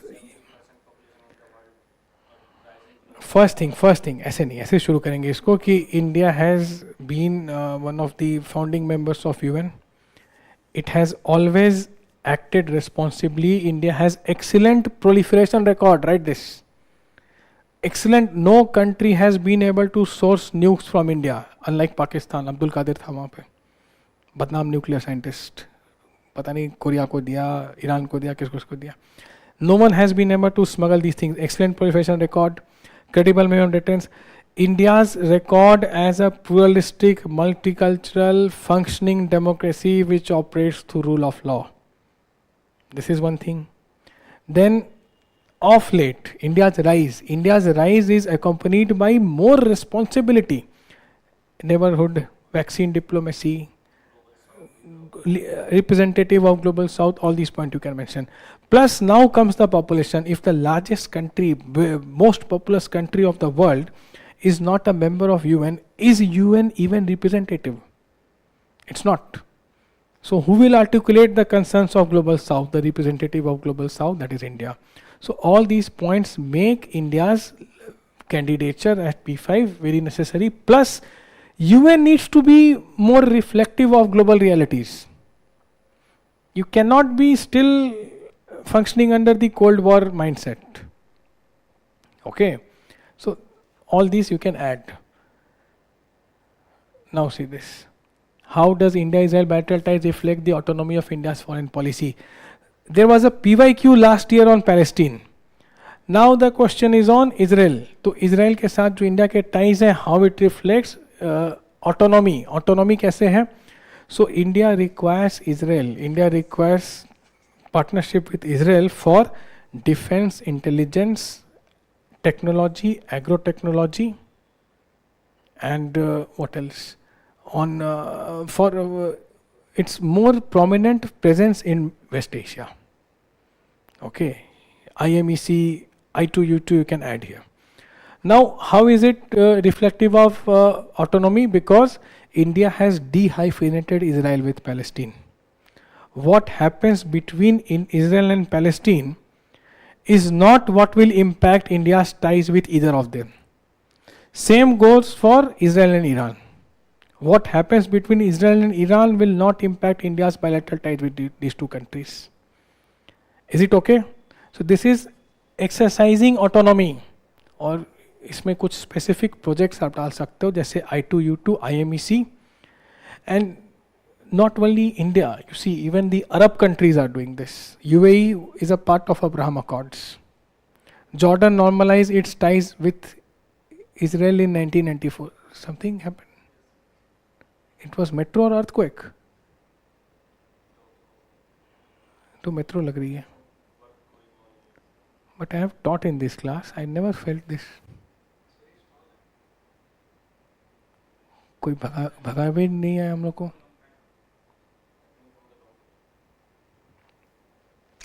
Okay.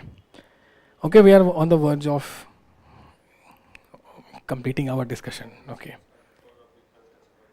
Yeah, some construction work is going on and metro is there. So positive, okay. So all these points you can add here. India, Israel bilateral ties. Now you see, discuss the consequence of illegal cross-border migration in India's security consequences. Security से connect करोगे insurgency और उसमें बताओगे ULFA. One of the reasons for Assam insurgency was illegal migration. Assamese went to the extent of saying, certain sections said this, that does India even care for us? They have kept us only for Digboy or what? Digboy oil field. It's not doing anything to prevent the illegal migration. So it can flare up ethnic disputes because of the vulnerabilities of the ethnic communities over there. You can add these points and consequences और क्या आएंगे? Drug, illegal drug, arms trade, human trafficking, porous borders, these all you can write. And in long term it has the potential to adversely impact your connectivity projects and bilateral ties with these countries. Okay? Now see the last one. Discuss India's vision of a new world order in 21st century. बताओ भाई. What is India's vision of the grand तो नहीं, but world order?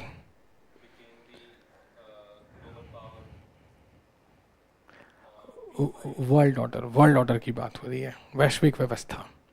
So see the question carefully. India's vision of new world order. 15 mark का question है. So you will write like this, that India has often batted for the marginalized section.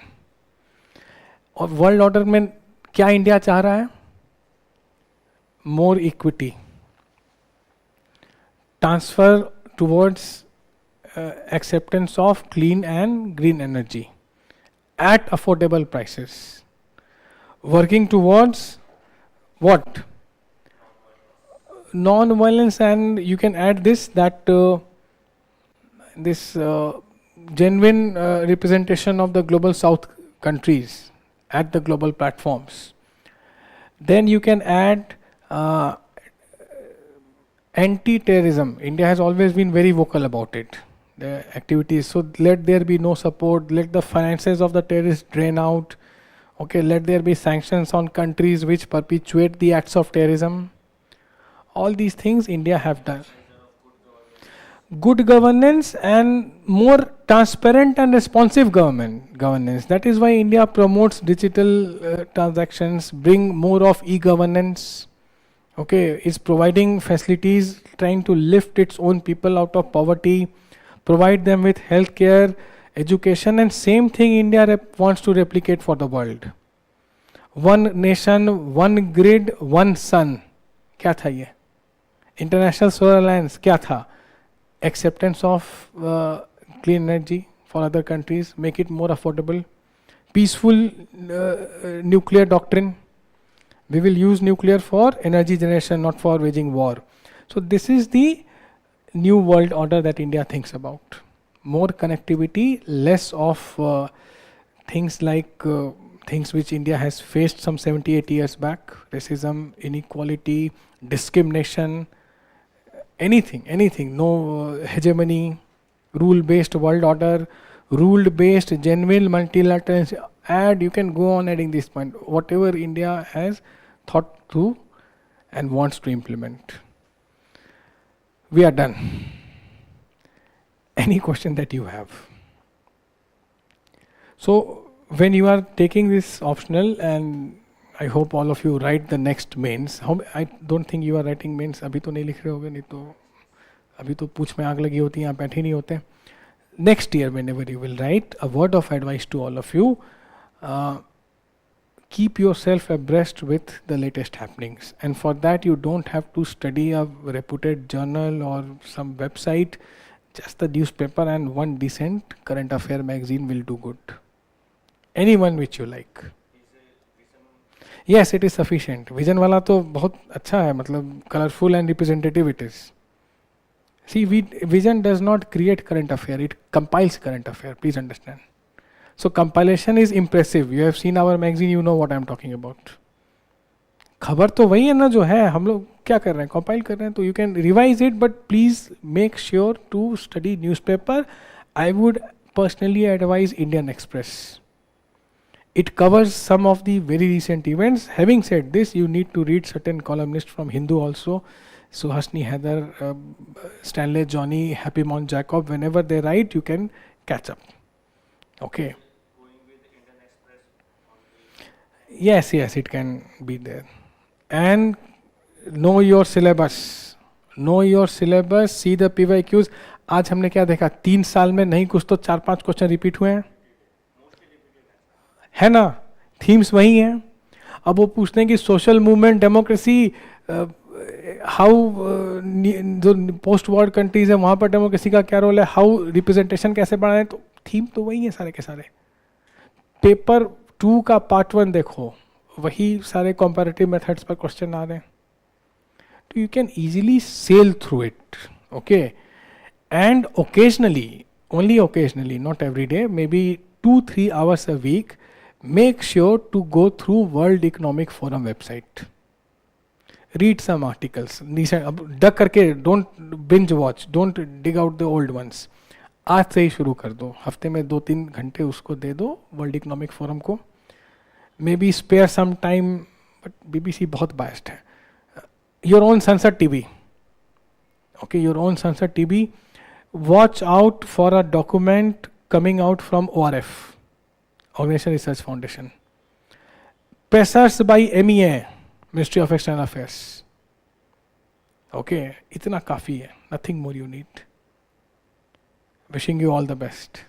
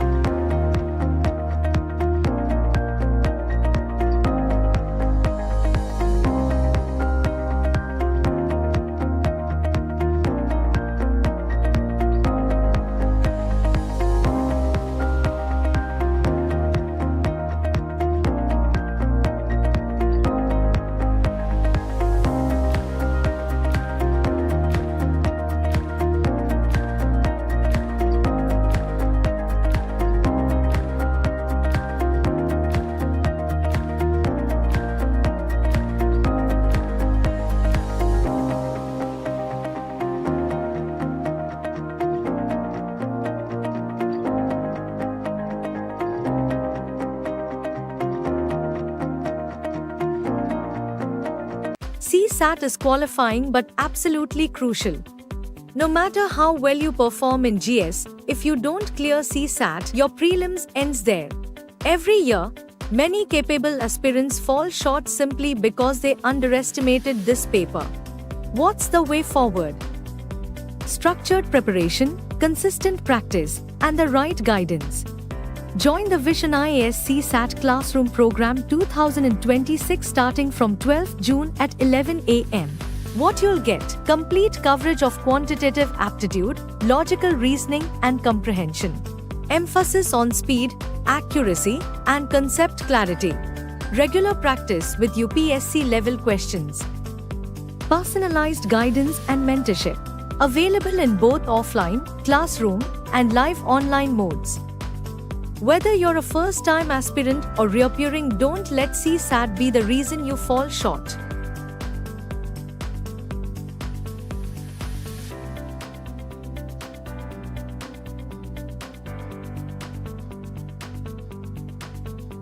The UPSC exam doesn't defeat you with difficulty. It defeats you with confusion, lack of clarity, lack of direction, and preparation that feels scattered. At Vision IAS Delhi, we rebuild your UPSC journey with structure, strategy, and support that doesn't waver. Get complete coverage of GS, CSAT, and essays step by step. PT 365 and Mains 365, so current affairs stop feeling like chaos. Personal mentorship, not just advice, but actual strategy guidance. Test feedback loops, because growth begins where guesswork ends. Toppers didn't just prepare, they built the right foundation. Now it's your turn. This isn't just a course, it's where clarity, consistency, and confidence begin.